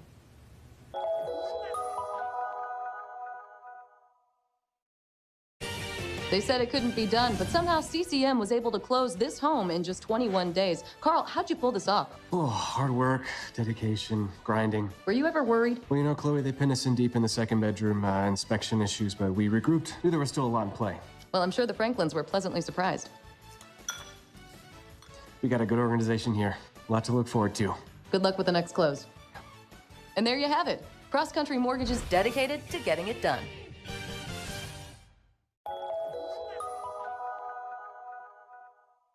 So, it's time for your business to renew your lease. Or perhaps you're right-sizing or relocating.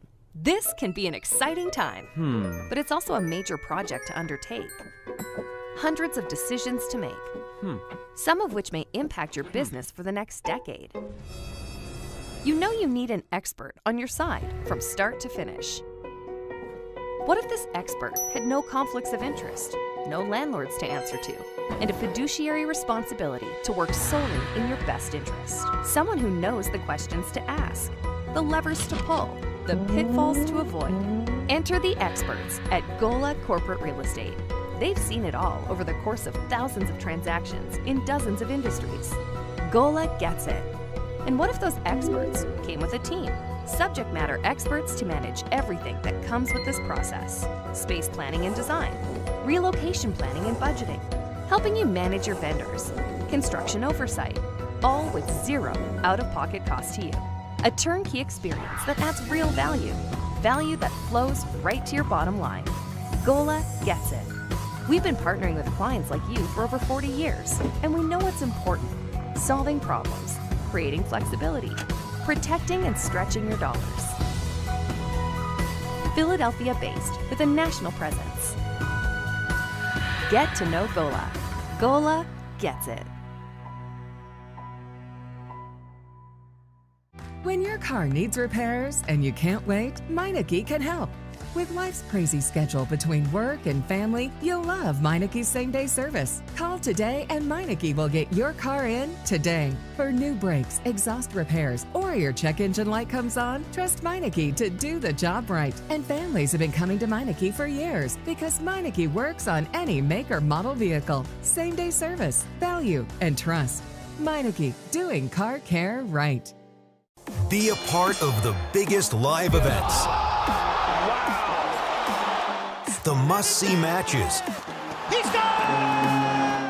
The game day celebrations. Experience live sports and entertainment the way they're meant to be seen. With Joe Hand Promotions, the global leader of live entertainment for bars, restaurants, and cinemas. Create unforgettable moments that fans won't want to miss. Keep the food and drinks flowing with watch parties that will bring customers in the door and expand dwell time. And watch as these visitors turn into loyal customers with exclusive content relationships with the nation's largest sports and entertainment providers. In over 10,000 bars, restaurants, and cinemas across America, and customizable packages for every type of venue. Make your business the place for the next must-see event. Because if fans can't make it to the stadium or arena, your venue is the next best place.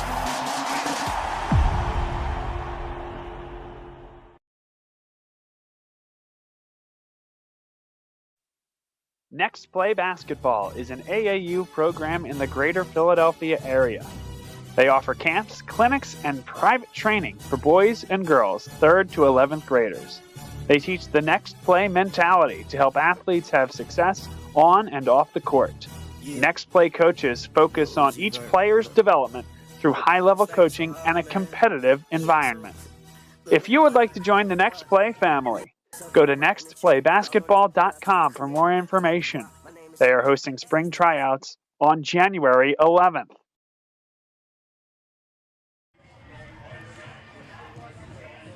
Halftime here from Widener University, the home of the Roman Catholic Kaolites. Quite a venue and quite a game we have here between LaSalle and Roman Catholic. Two teams with ambitions to take down St. Joe's Prep at the top of the Catholic League. Roman Catholic ambitions to win a state title. Let's turn it now over to our 3 student commentators, Jack Burns, right to left, Pat Burkhead and Jack McGuire. As you see them, what's up, guys, and what are we thinking about here on that side of the booth? Jack, you want to take us? I'm thinking it's been a great night. It's a great game. We've had some mistakes on both ends, some improvements needed, but overall, it's been nothing but fun, nothing but a good time. Yeah, I think Brett Gordon's kind of talking to LaSalle right now. They need to turn it around at halftime if they want to win this game. Roman Catholic's been playing very well.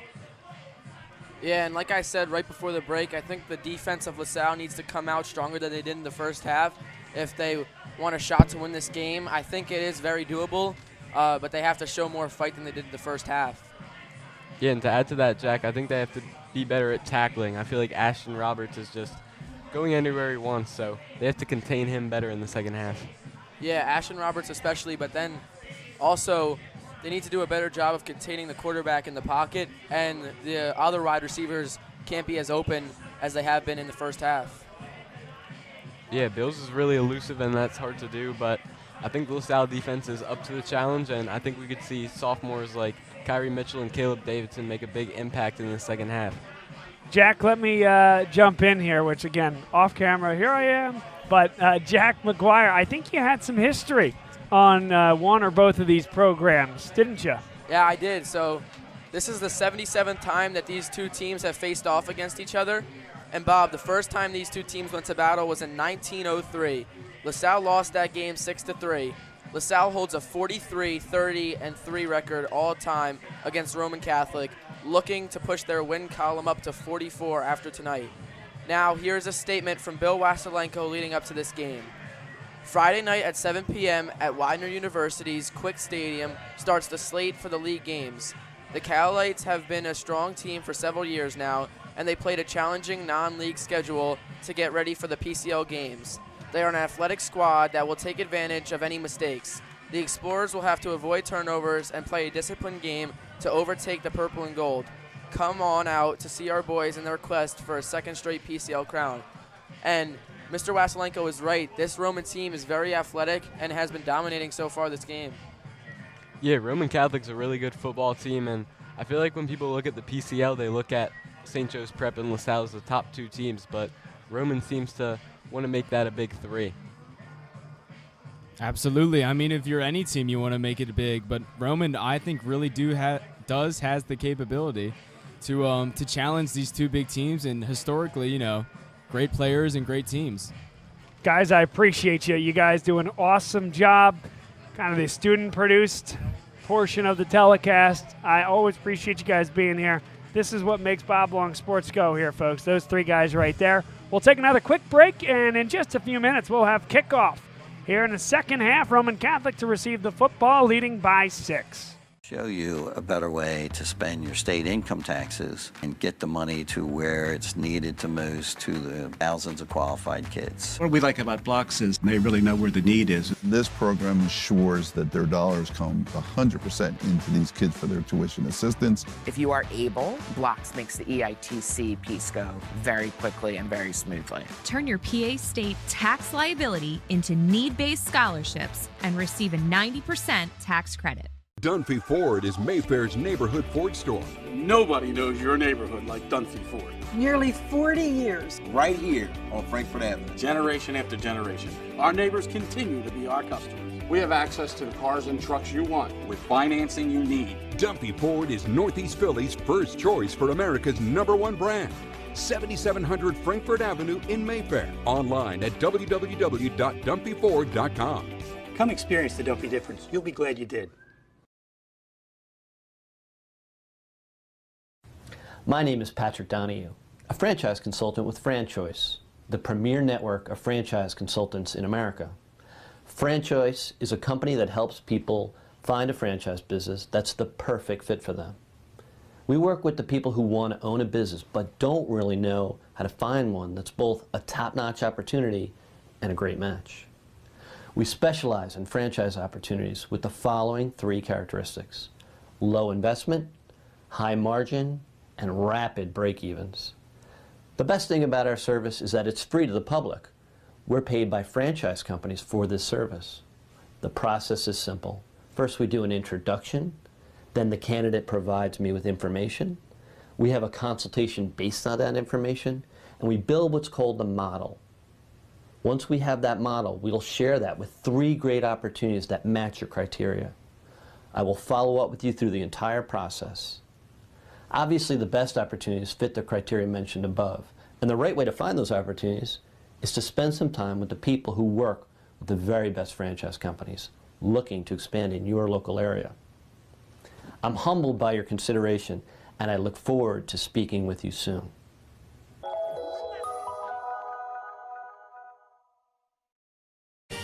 They said it couldn't be done, but somehow CCM was able to close this home in just 21 days. Carl, how'd you pull this off? Oh, hard work, dedication, grinding. Were you ever worried? Well, you know, Chloe, they pinned us in deep in the second bedroom, inspection issues, but we regrouped. Knew there was still a lot in play.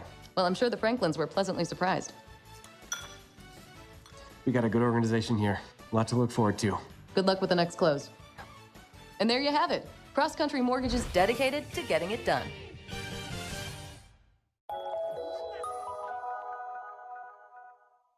So, it's time for your business to renew your lease. Or perhaps you're right-sizing or relocating. This can be an exciting time, but it's also a major project to undertake. Hundreds of decisions to make, some of which may impact your business for the next decade. You know you need an expert on your side from start to finish. What if this expert had no conflicts of interest, no landlords to answer to, and a fiduciary responsibility to work solely in your best interest? Someone who knows the questions to ask, the levers to pull, the pitfalls to avoid. Enter the experts at Gola Corporate Real Estate. They've seen it all over the course of thousands of transactions in dozens of industries. Gola gets it. And what if those experts came with a team?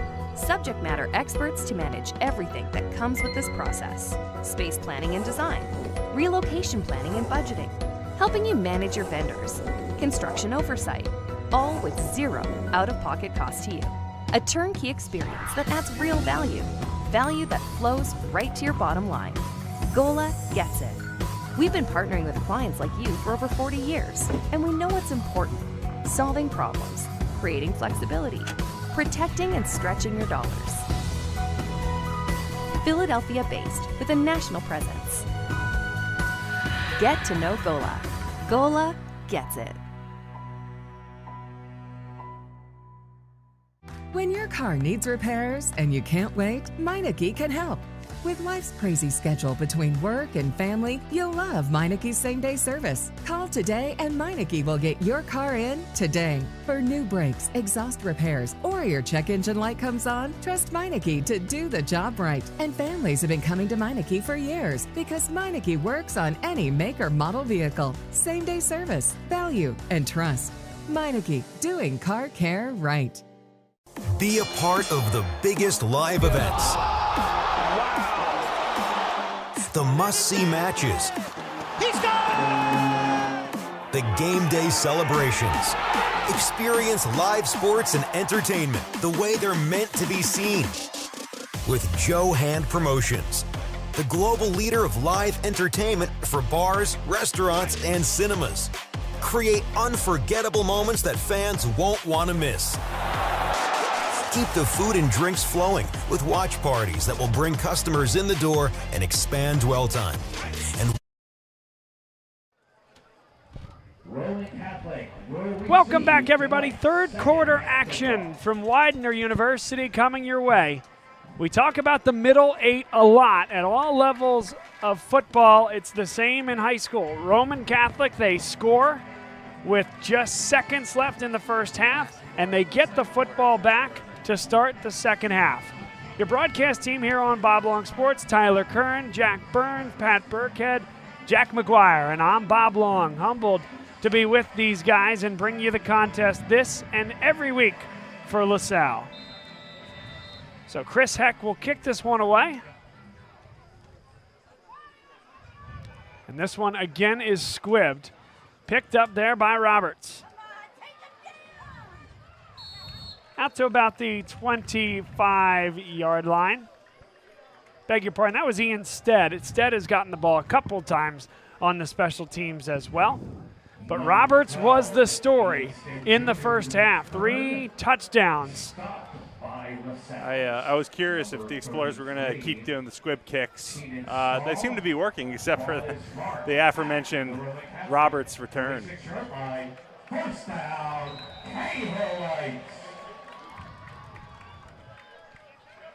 Beals has 2 running backs alongside, and then he'll send Ian Stead out wide. There's Ronnie Montgomery, hit and dropped. He got back to the line of scrimmage. That was it. We told his story a little bit in the first half. He's got group of 5 interests plus a few power 4 interests. Runs hard. He can catch it out of the backfield. We talked about his sojourn to Roman Catholic from Archbishop Carroll. Now trips to the far side of the field. Ball's on that near hash. Flips it out wide for Montgomery. What did we say about him catching it out of the backfield? Out past the 30 to the 33. Third down and a long 3 coming up. Yeah, Bills took a nice hit there. And this is where the Explorers kind of failed in the first half. They weren't able to get off the field on defense. They didn't have a single 3 and out. They didn't have any outs. Maybe one punt comes to mind, but they need to get off the field. Here's Beals. And a little flip pass. It is caught. And a first down for Roman Catholic. Ronnie Montgomery, the sophomore. One more look here. And LaSalle's just dropping into coverage there. Josh Simmons got a little tied up with Aiden Christie there, it looked like. And allowed Ronnie Montgomery to get into the flat. Jet sweep. Ian Stead cuts it back inside, and he's driven back. Driven back by Zyke Scott, among others. Josh Simmons, number 8, was in the area as well. Zyke Scott had a very impressive game versus Calvert Hall, and I feel like he's been one of the few bright spots on this LaSalle defense. right back to action there. They are moving quickly, preempting our replays, and Ronnie Montgomery gets to third down and short. And too early back to action for Beals as well. He was not ready for that snap. They need a white hat down there, a red hat, beg your pardon, down on the field. And they will give it. On 3rd and 3, it's going to be really close. All depends on the spot. Near side judge, I think, has him at the line. Far side judge has him a yard short, and they're going to go with far side judge. 4th down and short. Roman Catholic, without even a thought, gets right back into it. And Beals kept it, got the first down. Salle thinks it's short, but it's not. It's a first down. He got it by a yard. I'm right on the 50 here, and I thought that 3rd down was a first down as well. That is a late pull there by Samaj Beals. Jamel Williams gobbled him up, but just a yard too late.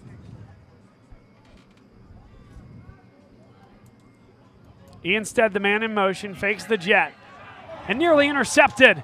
Was it caught? Yes, it was. How about Jaden Alford, the junior? Well, Salle had plans for 6 the other direction on that one. Yeah, I don't know how the KO Lights came down with that one. It was really well sniffed out by the Explorers D, but wow. Josh Shimon saw a lot of green in front of him there.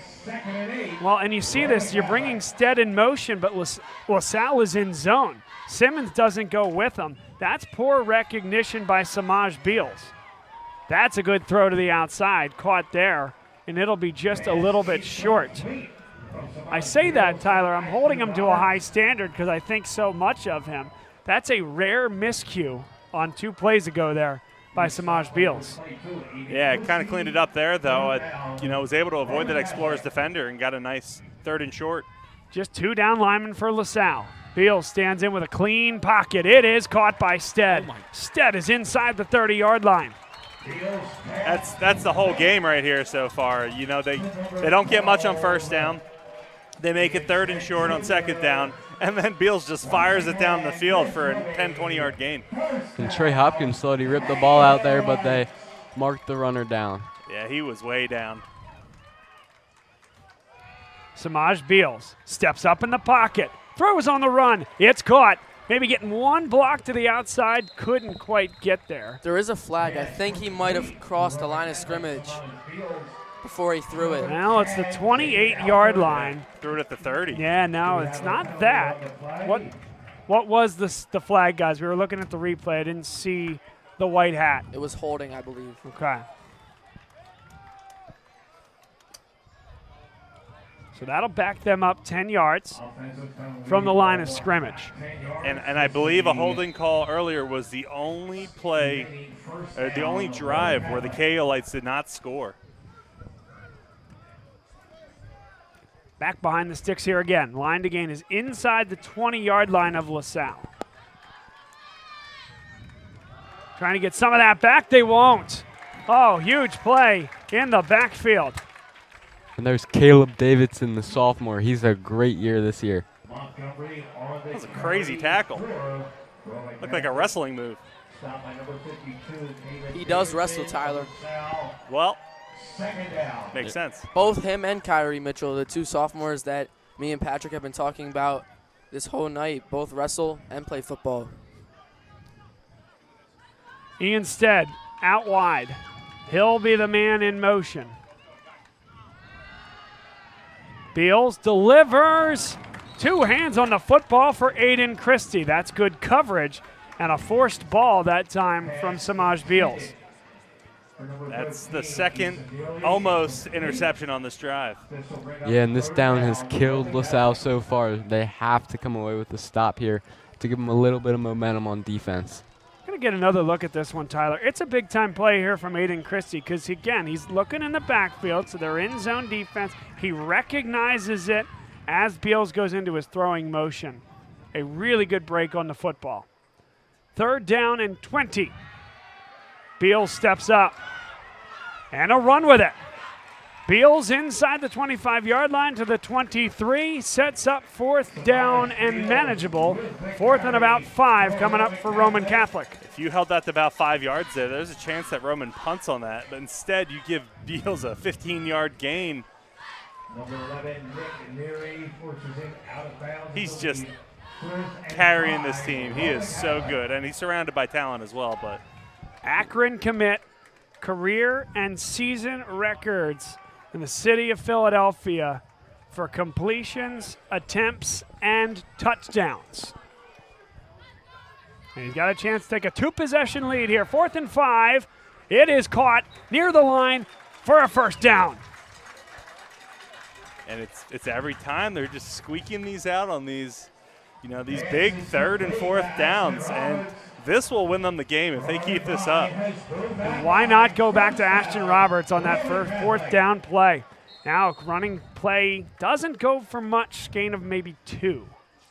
And Roman's going so fast right now, the chains crew can't even keep up with the 1st downs. When you're going to get a fast offense like this, you got to get them off the field or they're just going to gas your defense. Joey O'Brien is the safety deep against this 5-man set. Beals makes Neary miss, throws towards the end zone. That one's nearly intercepted. 2 in the area for LaSalle. It's a good defensive play. If almost interceptions were a stat, LaSalle would have a lot of them on this drive. That's the 3rd. I think we add that to our special stat list. Yeah. Lucas Johnson on the breakup. Explorers in a good spot here, as good as you can be, I guess. 3rd and long. And you might think field goal range again, though. 2 missed extra points here tonight for Eli Pollock. 3rd and 9. Beals over the middle, and that one again. Cooper Heilig got 2 hands on the football. And they're going to have to get one more stop. Oh, 4, Tyler. Yeah. Right in the chest. He wasn't expecting that one. Beals maybe a little reckless on this drive with the football, but it hasn't bit him yet.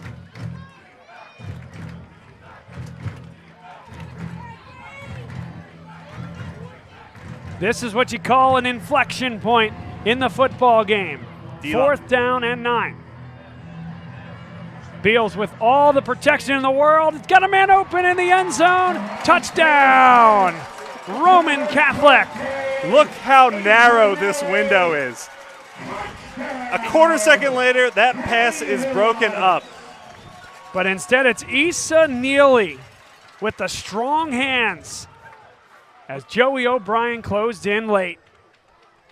Beals didn't even fully step up in that pass. He just kind of lobbed it up there. Still had enough speed on it, and woof. Tell your friends, whether they're LaSalle fans or folks that want to see the top-rated team in the state have some challenges. Tune into the broadcast, and this is now going for 2. Incomplete, and so it's a 12-point game. It would require 2 touchdowns, but LaSalle gets a key stop there. I got to say, even though they did stop that 2-point, I think LaSalle's defense is still lacking. I mean, you've seen a little bit of an improvement, but those missed tackles are costing them these drives in these 1st downs. It's not good to see, though. Hopefully we can get a little more towards the end of this game. You have to give this Roman Catholic offense a ton of credit as well. Samaj Beals, they've gotten them to 3rd and long, 4th and medium, and Roman Catholic has just come up with the plays when needed. If you must pick apart a little bit, there's a couple balls that if you can come away with an interception there, Tyler, maybe that's something you look at. But at some point, you have to tip your cap to Roman Catholic. When LaSalle gets pressure, he eludes that, and he's dropping dimes all over the field. And kudos to that Roman offensive line, too. The Explorers are not getting much pressure on Beals. And they're continuing to kick it towards Owen Johnson. Johnson hit out of bounds at the 32-yard line. interesting how he back-to-back has kind of crossed the field all the way over. It seems like he'd have more opportunity with more field on the right side here, closest to us. Ball marked on the LaSalle 31-yard line. First down, LaSalle.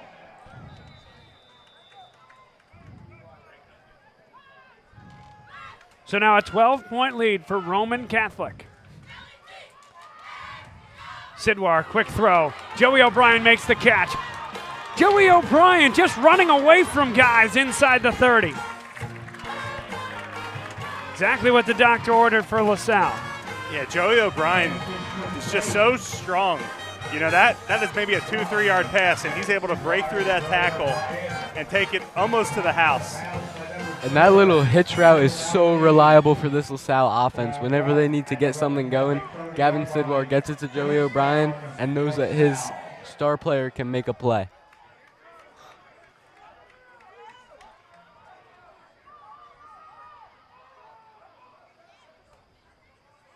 Sidwar now takes off with it and slides down after a gain of 2. Starting to see more of that here, Jack Burns. Gavin Sidwar able to take off with his legs when the pocket collapses.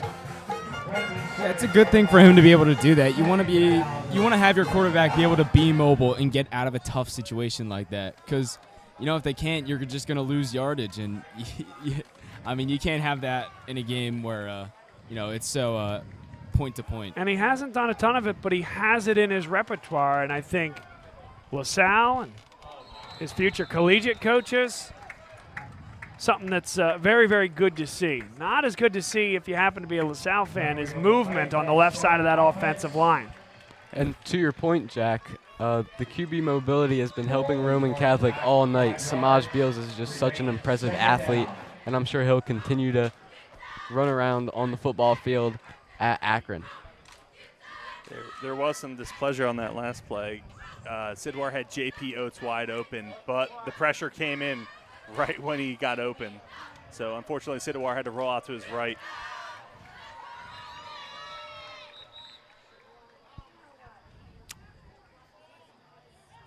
Another whistle here.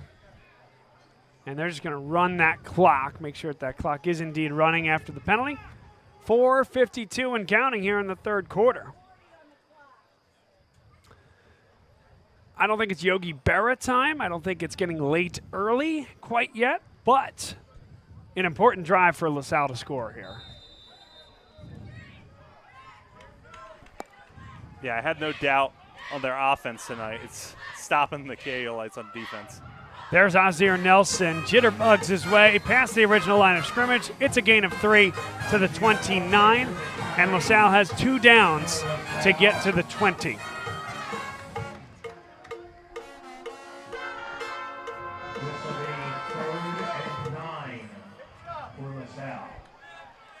Definitely don't need it all here. Wouldn't be surprised to see this go back to Azir Nelson on the ground.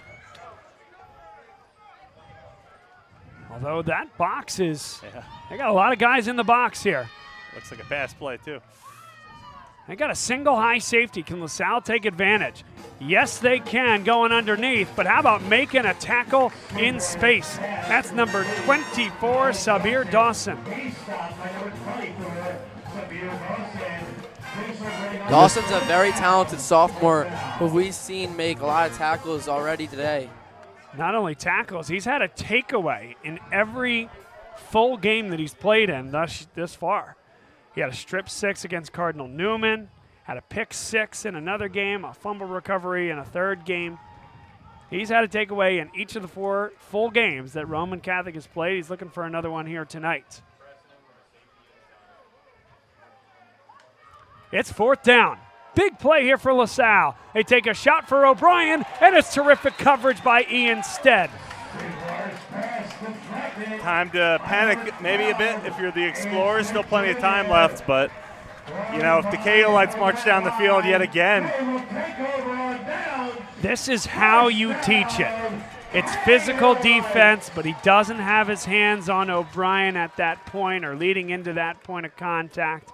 and he's reading Joey O'Brien's eyes, and as soon as he brings those arms up, there comes the arms of Ian Stead right in between the two mitts of Joey O'Brien. You can't do it any better. And I think if you're the Explorers right here, you need your leader, Joey O'Brien, to step up and maybe force a turnover. Montgomery. Neary in there on the stop at the 31-yard line, but not before a gain of 4 yards. And I don't see Roman Catholic going into a shell here. Dance with the date you brought. And the date they brought is up-tempo football and finding a way to move the ball down the field against LaSalle's defense. Nothing doing there. 3rd down and 6. Yeah, first down was rough on gap assignments, but that time the Explorers were sound. You know, really stuffed the gap there for no gain. One thing I do got to say about the LaSalle defense is that they're pretty good at stopping their runs through the middle right there because there's just so much mass. They've had success attacking the outside in the run game, though. Beals thrown underneath, and it's incomplete. That's well covered by Nick Neary, the linebacker, and the special teams unit will come on the field. And finally, we get the 3-and-out that we needed. Might be the first 3-and-out the game from either side as well. Ashton Roberts, intended receiver on that crossing pattern. And that was a crucial stop for LaSalle, and a quick one, too. They needed to not take too much time off the clock, and that's what they did.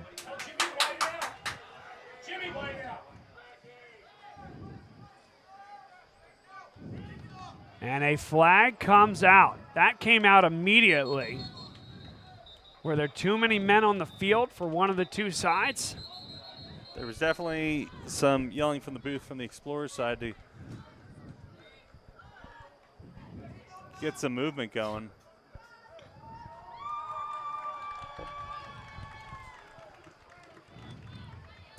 The white hat, though, is going over to Brett Gordon to discuss. Now they're bringing the special teams unit back out on the field. This will be another chance for Owen Johnson to touch the ball. Maybe he can actually return this one and not have to settle for a fair catch. And so the reason they were asking Brett Gordon was whether they wanted to accept the 5-yard penalty at the result, the end of the kick, or to ask them to re-kick it. And again, I think this is the right decision here for LaSalle. It was a pretty good punt. You have a bit of a merry-go-round of kickers for Roman Catholic. Another one came through, and they may have gotten a piece of it. Popped straight into the air, and it takes a hop at the 40-yard line. We'll await the flags, but if it stands, it would be a great starting field position for LaSalle. I think the Explorers were a little too quick on. Nope. I agree, Tyler. It looked like Aiden Christie almost jumped early. He read it well. I'll give them that. But maybe too well. And so the penalty was against Roman Catholic. Oh, behind the back toss from the official there. I like that. And now he'll step it off 5 yards. Here, hang on. Do we have this on replay? I think. Oh, yeah. Hang on just 1 second here, guys. Okie doke. Little behind the back action. Yes, sir. You know they practiced that, right? Yeah. Well, listen, we love our officials, both in the basketball side and the football side, and so we got to give some love when it's deserved. What was the point of that, though? He was right in front of him. Yeah, well. And I think on that last play, somebody on Roman jumped early, and that's why Aiden Christie left early. Big hole for Ozzie Nelson, gets to the second level, and Gaskin takes him down, not before a gain of 20 yards. That feels like one of his biggest gains of the year so far for Azir Nelson.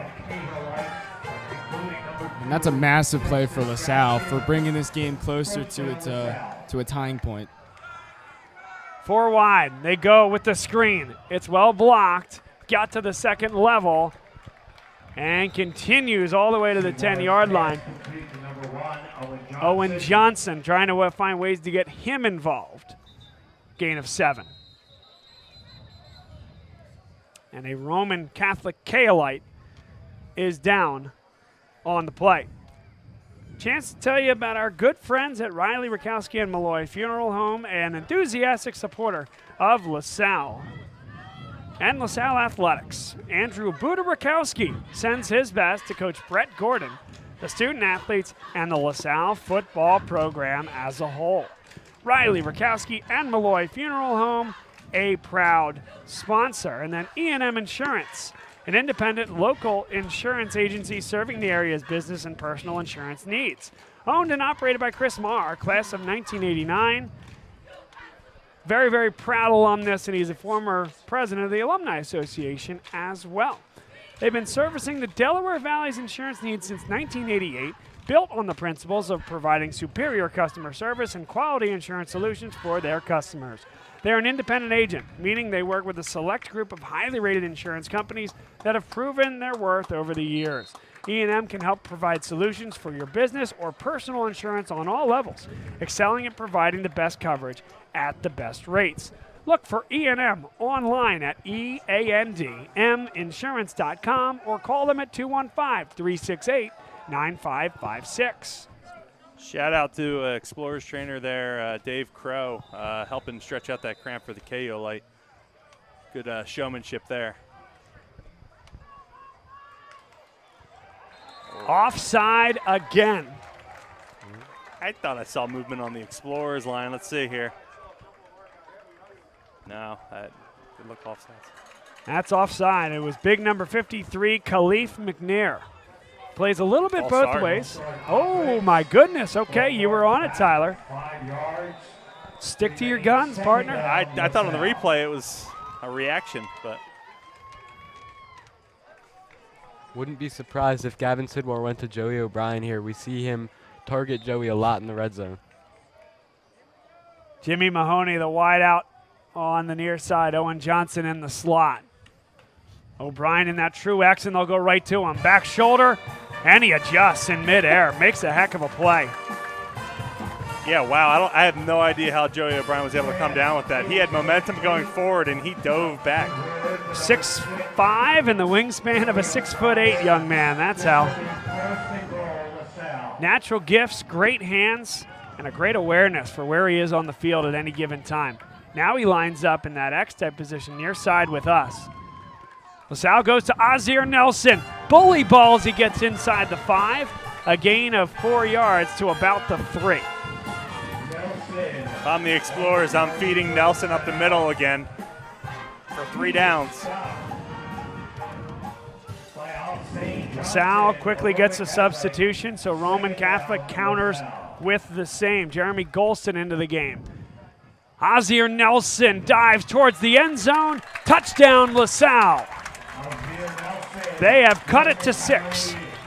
Yeah, really good vision by Nelson there. Didn't have much. Let his block develop, kind of took a sidestep, and then shot up the left B gap there. And an out-of-town scoreboard update. St. Joe's Prep is beating Father Judge 58-0. Sounds like it's going to be a tough game next week. Sal's got a lot to worry about here in the next 12 minutes and 0.5 seconds as they got that touchdown in right before the end of the third quarter. I know we have some Father Judge sympathizers listening, so my condolences. Well, St. Joe's Prep, they went and played a national schedule. They got their first win last week against a pretty darn good team. But they learned a lot, and they came through it relatively healthy. And now they feel pretty good going into Philadelphia Catholic League play. DeMatha also played Roman Catholic, and DeMatha pretty soundly beat both of these teams, although St. Joe's Prep only trailed by 7 against DeMatha late in that third quarter, early fourth. St. Joe's Prep also played American Heritage, led 28-0 in that game. And then they had a heck of a game the following week against St. Francis, where they lost by a touchdown. On any given day, that could be the best team in the country. They always find a way to schedule that national-type calendar and then get geared up for Philadelphia Catholic League play. Both of these teams will have to play St. Joe's Prep. 3 teams here that have a chance to win the league title. He instead out to the 38-yard line, and that will be the end of the third quarter. There are whistles all over the place. I don't know that was there a flag there, or no, that is the end of the quarter. So we'll take the break with them and come back on the other side. You're watching LaSalle football on Bob Long Sports.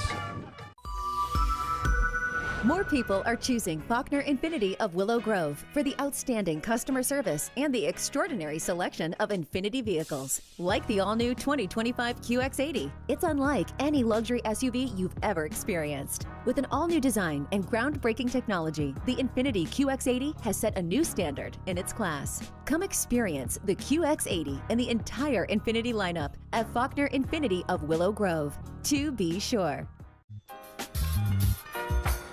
Looking to buy, sell, or invest in real estate? Meet David and Kay May, a dynamic team with a shared mission to help you turn your real estate dreams into reality. What's that?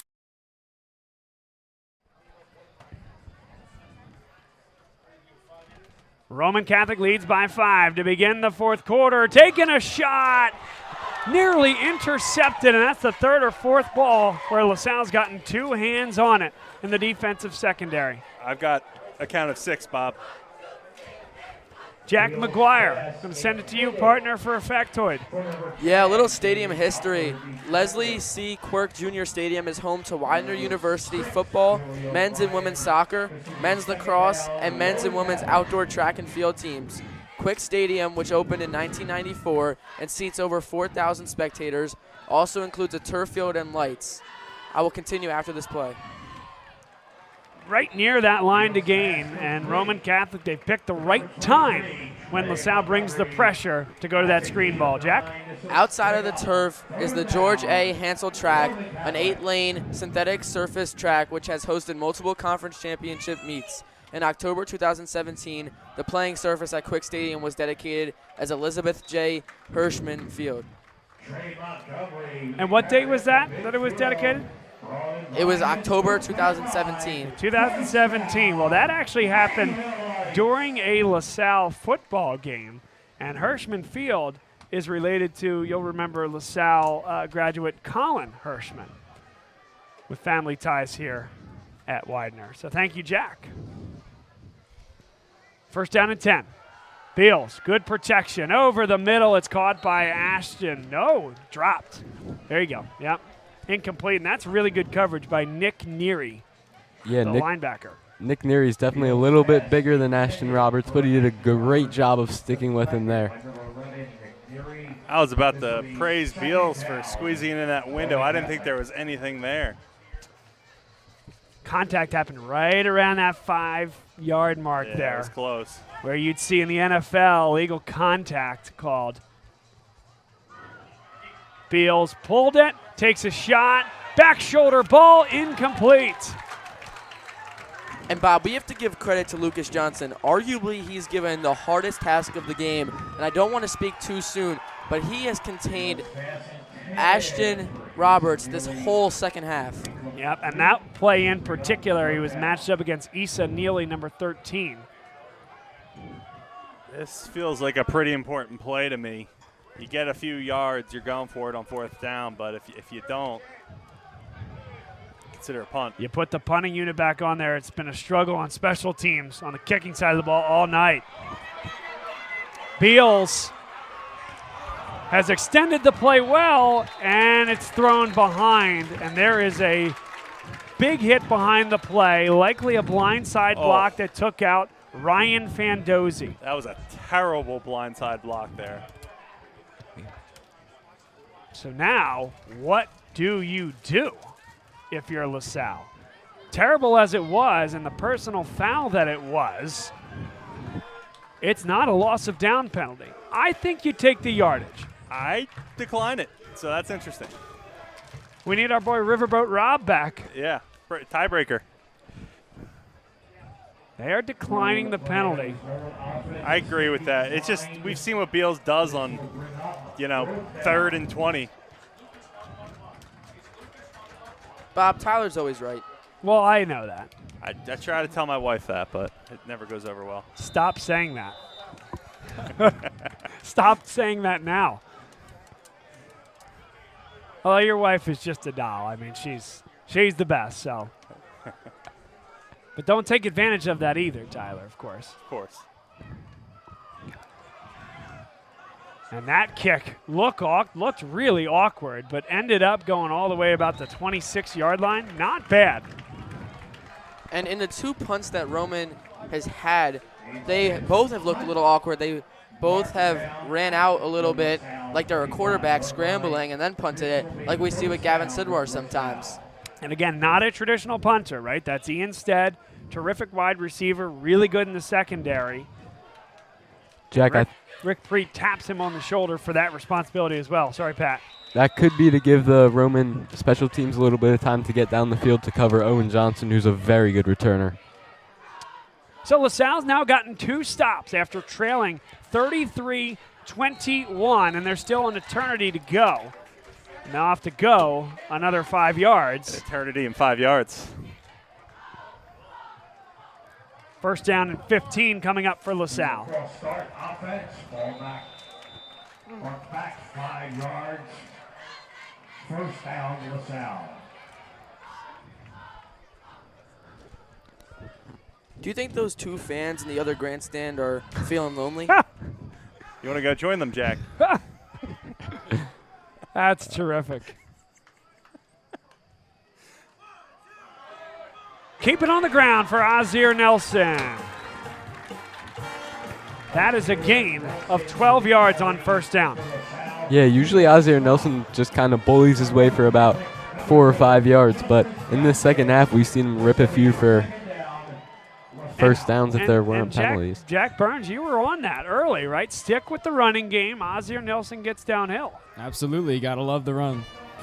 Except that time it's not north and south. That's east and west. Roman Catholic all over it. Good play there by Walt Hudson, the junior linebacker. Yeah, taking a loss there definitely hurts.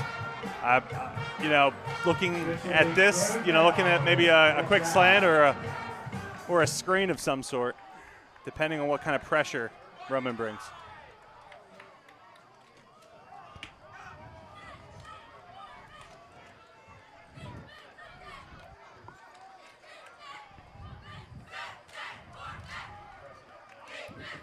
Third down and 5.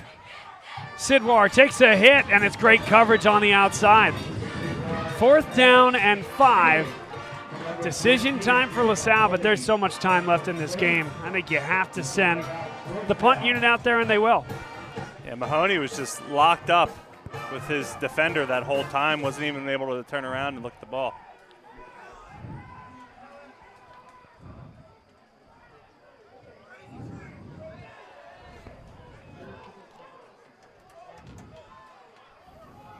Chris Heck back deep to punt. And Ashton Roberts, the return man for Roman Catholic, with his heels on the 35-yard line.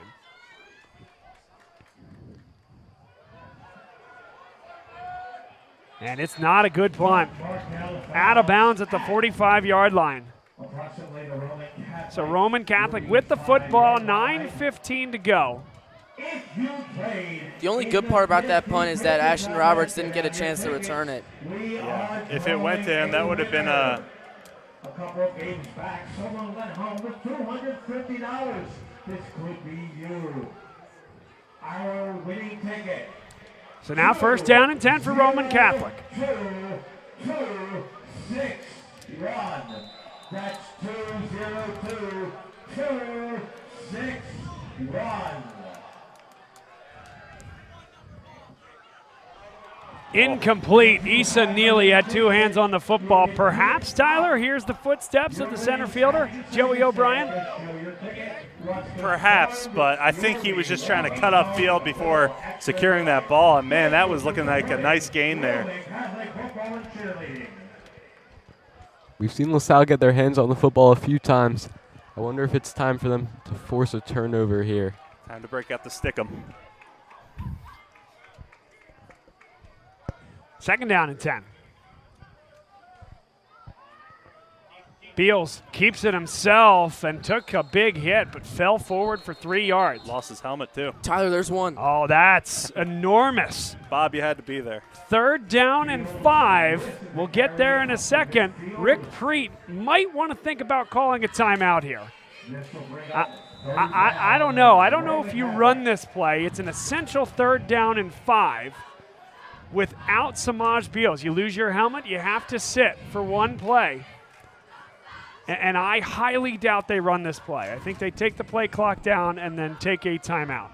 We saw a lot of that missing a play last week, last game against Calvert Hall. 6 or 7 helmets lost. I don't see it. I don't understand this decision.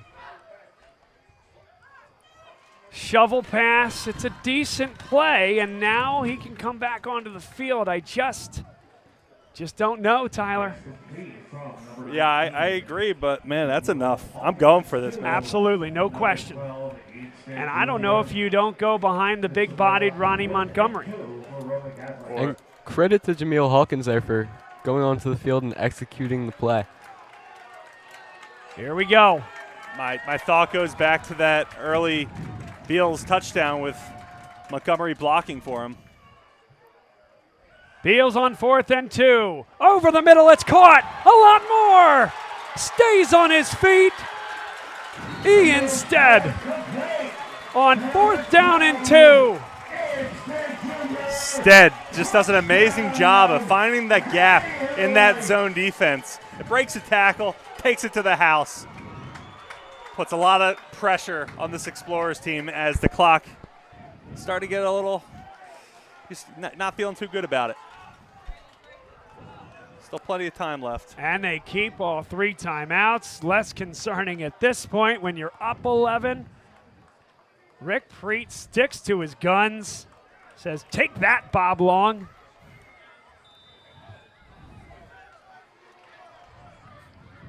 And now they are going for 2 to make it a 13-point game.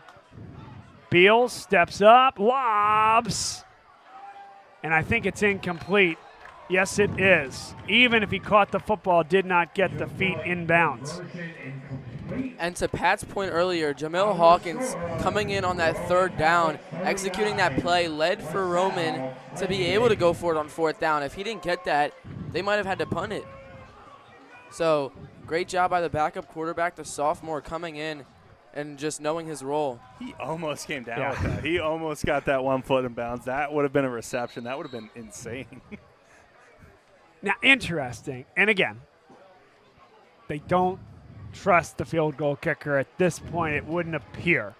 At least not as much as going for 2. But missing that 2-point conversion now sets up LaSalle, where if they are fortunate to score a touchdown, they'll be going for 2 and could find themselves down just a field goal at that point. With a trustworthy kicker in Heck as well. So you're talking about 2 missed extra points, 2 missed 2-point conversions, and 1 successful 2-point conversion. Here's Jimmy Mahoney, his first touch on special teams. And Mahoney will get gobbled up at the 33-yard line. And this is a big drive for Gavin Sidwar. He's a senior quarterback. He's been in this position before. Let's see if he can lead his team down the field for a score.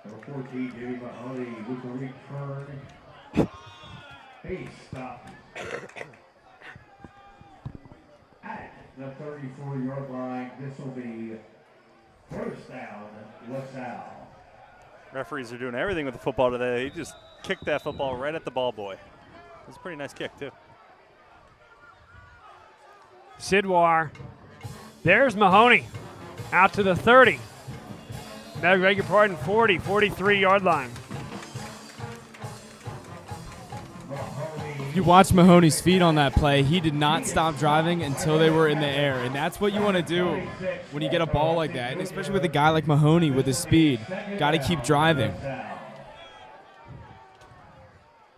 Yeah, Jack, despite his size, he's very good at breaking tackles.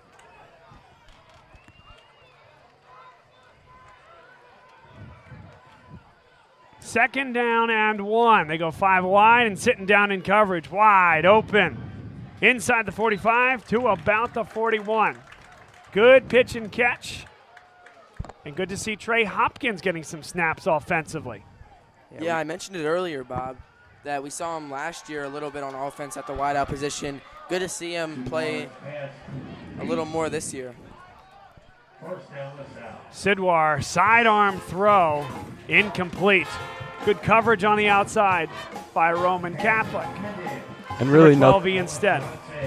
Yeah, Bob, sorry about that, but really nothing Sidwar could do there. The pressure got there almost immediately. He had to get that ball out.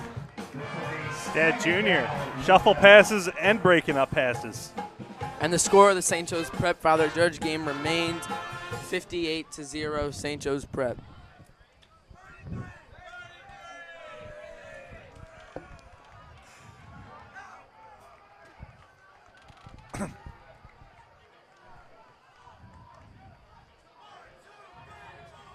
Sidwar just takes a shot. Only defender in the area. It's intercepted. And Roman Catholic is well on their way. Woof. He instead continues to have one heck of a football game. That is a brutal mistake. You didn't need it all there, and instead you desperately need a 3 and out here if you're this Explorers defense. And now I think you expect a heavy dose. Woo, on the ground of Ronnie Montgomery. Or Beals. Or Beals. By the way, we do have to say it. Montgomery's first name is Trey, but Rick told us in the pregame he likes to go by Ronnie. So Ronnie it is, the sophomore sensation. Yeah, he's playing so well, we'll call him whatever he wants to be called. We'll acquiesce. And this will shake up the Philadelphia Catholic League Red Division if this continues.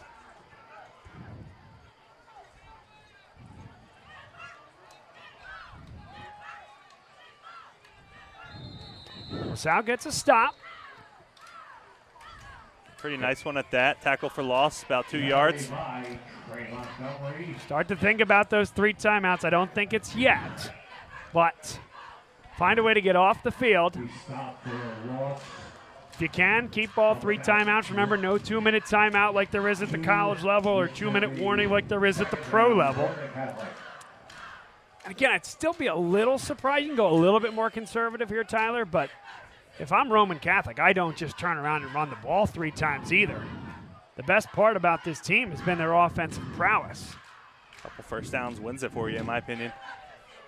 And so they flip the screen pass out wide. Montgomery with the catch, and he goes out of bounds. We'll stop the clock at 5:38, but gets them a heck of a lot closer to a first down. Trey Montgomery. Woo. This will bring up. Does stop the clock, getting out of bounds. This feels big. 3rd down and 2. And a bad snap. Beals comes up with it. He's looking to improvise and does. First down. Ashton Roberts sits down in coverage. That's been the story. On broken plays, Roman Catholic has been able to catch LaSalle a little off guard. Yeah, Roman Catholic has a lot of field to work with here. If they can continue to get first downs, they might just be able to run the clock out. Yeah, I was almost thinking about timeout there. Not yet, but it's close.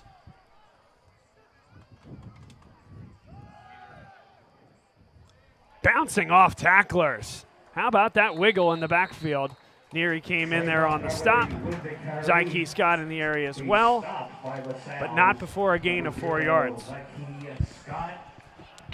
This LaSalle defense has been pretty tough to watch tonight. You know, it seems like they're kind of not coming together on any level. They're not getting pressure from the defensive line, and the coverage is breaking down.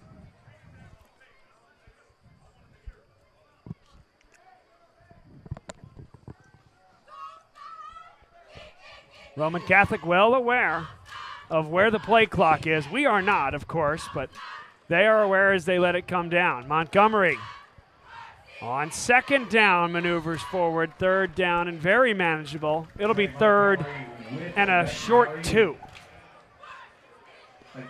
And Bob, it's weird because on the right side of the scoreboard, they have a little area for the play clock. And on the right side of the field behind the goalpost, they also have another pole with the play clock standing out, but they don't have the play clock on either. That's a college thing. Yes, it is, because they play college games here. They could put it in place, I believe. We've certainly seen it at other high school games. But then it comes down to actually managing the clock as well. Big third down. Can LaSalle get the stop? Montgomery wouldn't go down, but now will, and a timeout is called by LaSalle. Their first taken timeout of the half with 3 minutes and 27 seconds to play. That felt a little conservative by Roman Catholic to me. I feel like you put the ball in Beal's hands and you make something happen either with his arm or his legs. This portion of today's game brought to you by Bala Dermatology, offering comprehensive medical and cosmetic skin care, providing early detection and treatment of skin cancer, treatment of all skin conditions, and many cosmetic options to reduce sun damage and help you love your skin. Visit them at baladermatology.com or call Dr. Mary Griffin at 610-664-3300.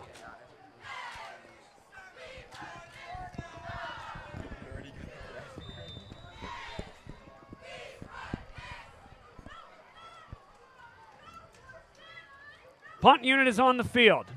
You want to be really dangerous here for Roman Catholic? No, they got the punt off. It wasn't a good one.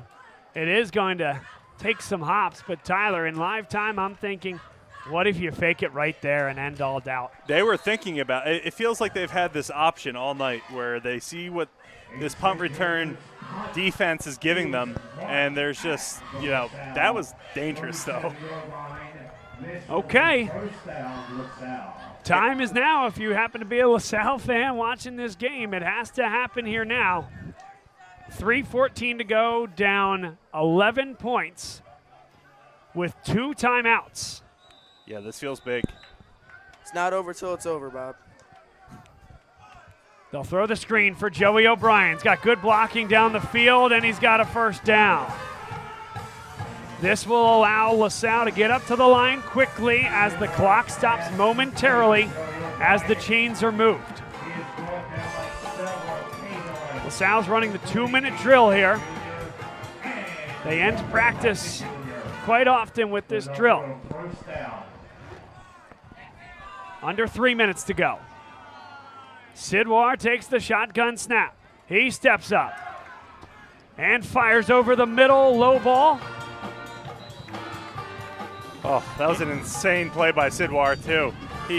I don't know how he was able to avoid that, but there is a flag on the play, likely holding.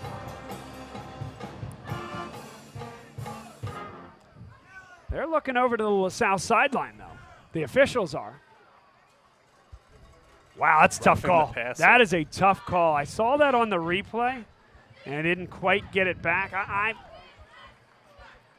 LaSalle will certainly take that call. Yeah, I didn't see much there, but hey, kudos to Sidwar, how he was able to navigate that collapsed pocket.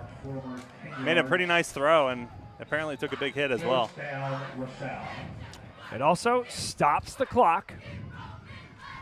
2 minutes and 44 seconds to play.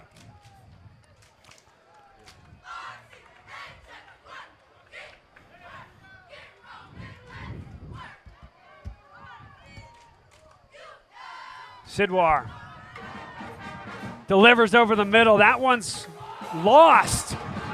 And they say he was down. Caught and down.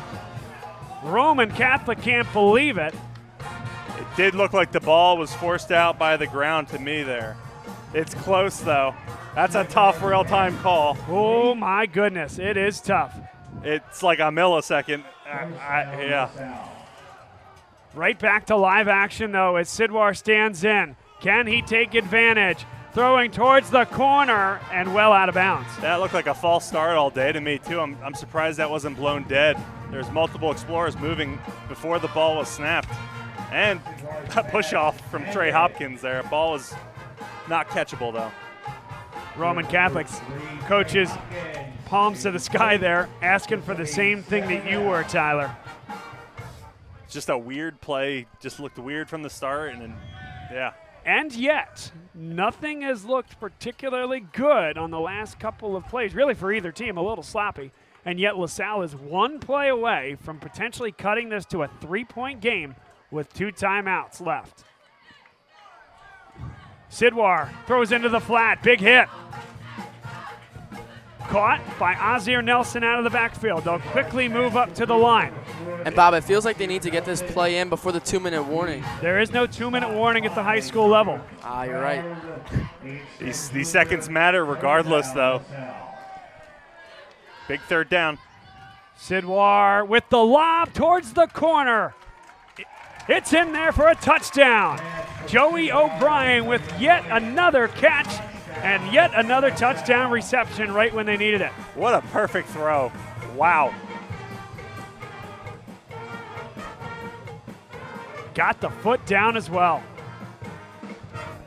So now, no question, 2-point conversion upcoming here for LaSalle. Chance to cut this to 3.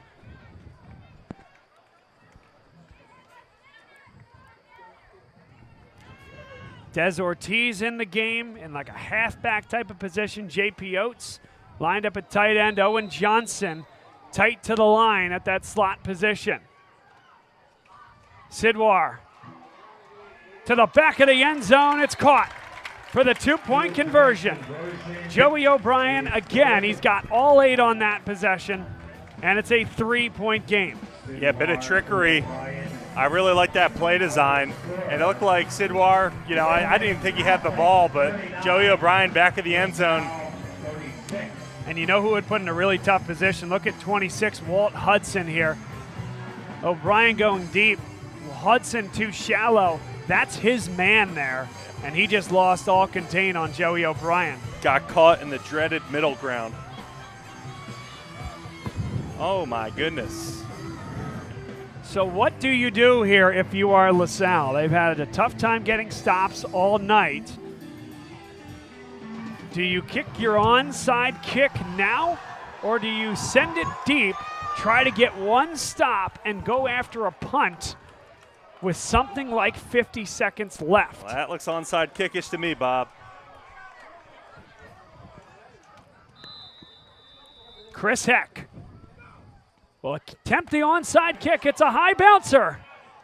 And Roman Catholic came up with the football. That was a really good attempt by Chris Heck. It took a perfect bounce here. The all-hands team on the field. Ashton Roberts came down with it. You couldn't have asked for a better onside kick there, though. And LaSalle does still have the chance to get a stop. It does make this 4-down territory, though. Like, you don't have to feel like you need to punt if that comes down to it, but first down pretty much ends this. Do you continue to call an aggressive game here? If you're Rick Preet, they go to the air, and it is incomplete. My goodness. Joey O'Brien again jumped the route. So many what-if turnovers this game. That's number 7.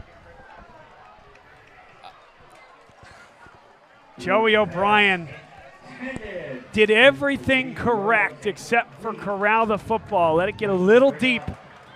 Second down, Roman Catholic. Second down and 10.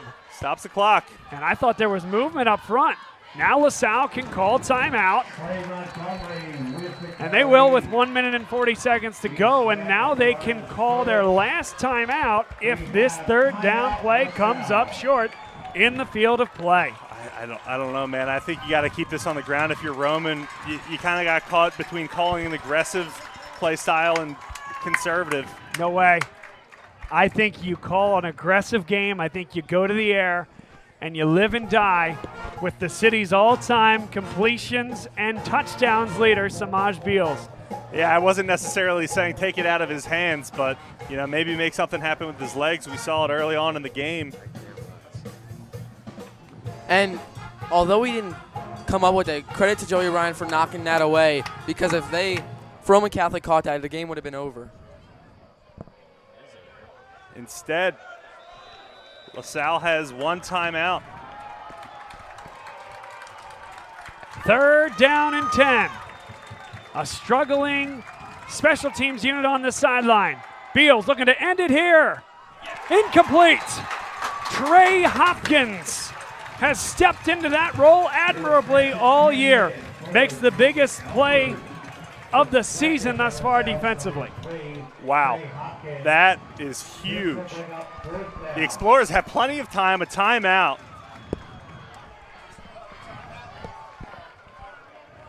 I can't believe what we're watching. Potentially an all-time classic. Believe it, Jack. Maybe time to tell everyone, let us know where you're at. Let us know where you're watching the game from. Little late. It is a little late. He instead struggled with it. He got the punt off. Owen Johnson with a fair catch at the 21-yard line. Ian Stead. How has he gotten these punts off all night? Bob, can I tell you, I was ready for a block spot of the game there. Instead, he gets it off. That's a heck of a play by Stead, who's had a great night. And now you start to ask the question, where do you need to get to? Where are you comfortable with Chris Heck kicking a field goal? Are you comfortable? Explorers are looking at a touchdown here all day. I don't think Heck is on their mind, Bob. 90 seconds is an eternity. Although, Tyler, you said last week that he can kick the heck out of the ball, so I'm not sure what their game plan is. Can I say I'm original here? Here's Gavin Sidwar, another 2-minute drill. Good defense by Roman Catholic. All over it defensively on the edge.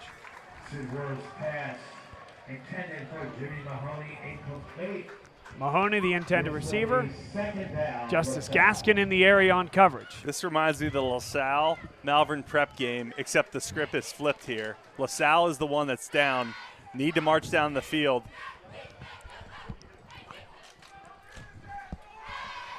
And the stakes are a little higher, being the Philadelphia Catholic League. That's right. You could take yourself out of the title contention. It's a regular season title here tonight. Sidwar stands in, and it's intercepted by Roman Catholic. And he should just go down. He won't. He'll score. And Roman Catholic takes a big-time lead. Hamir Lowry. Woo! Oh, my goodness. Sidwar really telegraphed that. There is it's a down flag, down in the end zone. That should be after. LaSalle should be hoping that's unsportsmanlike conduct and not a hold. Yeah, hold ices this. What was the call down there?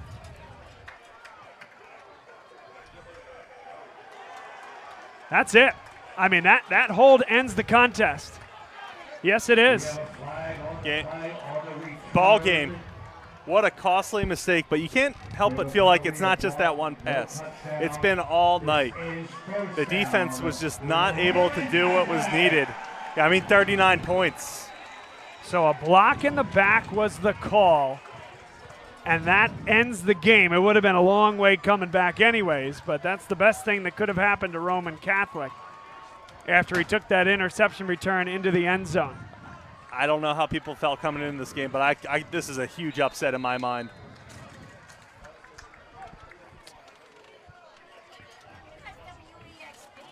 It is, but it's not. Upset doesn't give Roman Catholic the respect that they deserve. I didn't mean it like that. Sure. But it's just been, whew.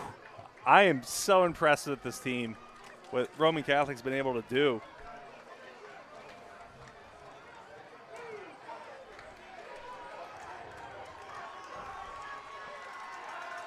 Oh. A 7-year run here for Rick Preet. They came up just shy in the state final last year. They've always been competition for LaSalle and St. Joe's Prep. But in the league opener, Roman Catholic has announced themselves as one of the big boys in the Philadelphia Catholic League. And they'll play St. Joe's Prep in just a couple of weeks with a chance to win the league outright. And on the flip side, LaSalle has Prep next week. What a ball game. Great ball game, and Roman Catholic got a stop when they needed to. 49, LaSalle 36. Send it over to the guys on the other side of the booth, our buddies Jack, and Pat, for their takeaways. This game was nothing but surprises and shocks. I was on my feet for multiple times in this game. And also, I am shocked and I'm a little disappointed in this LaSalle team. We missed a lot of chances to have this ball and to stop them, but we were making sloppy mistakes.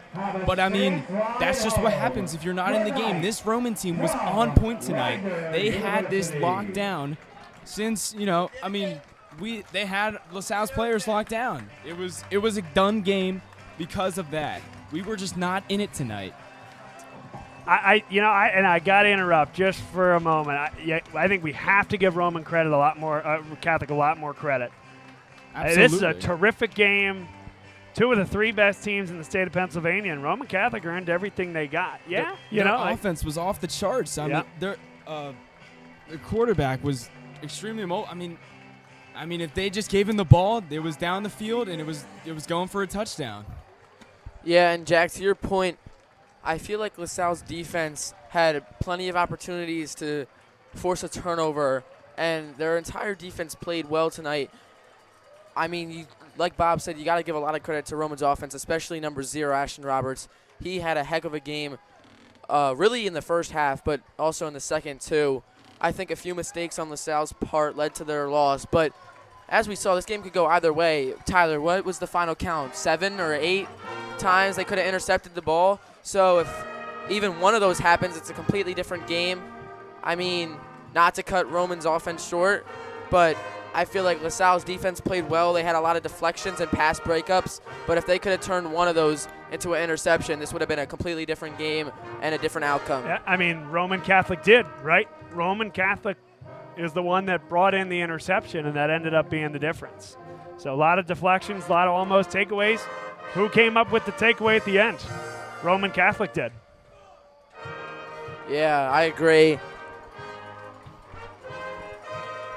As they do after every game, the pep band playing the alma mater, the LaSalle football players raising those helmets proudly in victory or defeat. One of the great traditions, Tyler. I want to turn it to you because you played in this uniform. You were first team All-Catholic in this uniform. You were on the roster when this team won a state championship. What is that moment like? I know you've done it in wins, and I know you've done it in losses. Yeah, it's kind of a really great tradition. It's honestly pretty difficult sometimes after a tough loss like this or when it's a season ender, but it's always something to do, win or lose. You see a lot of alumni in the stands tipping their hats as well, participating in it. So that's a tough one. Pat Burkhead. Pat Burkhead actually went down to interview some players for his article, but he, I think, agrees with both me and Jack about how Roman's offense had a really great first half and Roman's defense at the end with a great second half. It is time for our Blocks Player of the Game. Thanks to Blocks, where you can turn your PA tax liability into need-based scholarships to support your local Catholic school and receive a 90% tax credit refund for doing so. Visit blocks.com/tax credit. And tonight's Blocks Player of the Game, Ashton Roberts. Ashton Roberts was terrific with 3 first-half touchdowns. He made some huge receptions when needed.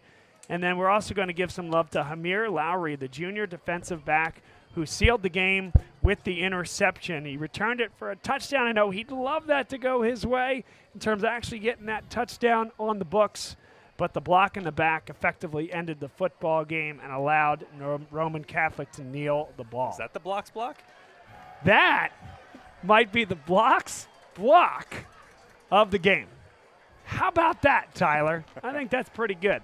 I mean, he saved the game. Saved the game. Yeah. It's the block of the game. Very selfless. Turn your PA tax liability into need-based scholarships to support your local Catholic school and receive that 90% tax-based credit refund. So that's the end of this one, folks. Brett Gordon delivering the message right now. It will be a very quick turnaround for LaSalle because their biggest game of the season comes up next, Saturday night. Yeah, and Bob, I know St. Joe's Prep coming off a 58-0 when they have all the momentum, but I wouldn't count this LaSalle team out. They are going to be angry going into that game. It's already potentially the game of the year. It's already the biggest rivalry in Pennsylvania. Can't count anyone out. And if LaSalle can pull that one off next week, that makes the Philadelphia Catholic League Red Division really interesting. I'm really interested to see how that will develop. That's absolutely right. The QR code on your screen right now will take you to the link for a sign-up for the Alumni Association's tailgate at the University of Pennsylvania from 4 to 7 p.m. We're so excited to welcome all LaSalle fans, family, and friends out to that contest and out to that tailgate. So be part of the action. Please join us next Saturday. You'll be seeing lots of this on social. And we will catch you guys all next time, playing you out with the wonderful tunes of the LaSalle Pep Band. I want to thank Pat Burkhead, Jack McGuire, Jack Burns, our 3 students here from LaSalle do an awesome job. The wily old vet, Tyler Kern, 2012 first-team All-Catholic from LaSalle High School on the defensive line, and Bob Long, who's just happy to be here with all these guys. A terrific game for Roman Catholic. Congratulations to Rick Freet and the Kaolites. They have stamped themselves on the map as perhaps that team in the Philadelphia Catholic League. They'll have a game against St. Joe's Prep later this season with a chance to win the league title, which is a regular season title, outright. Hey, Bob. And LaSalle will go back to the drawing board, and we'll look to get things going next week against St. Joe's Prep. Good night, everybody, and thanks for joining us.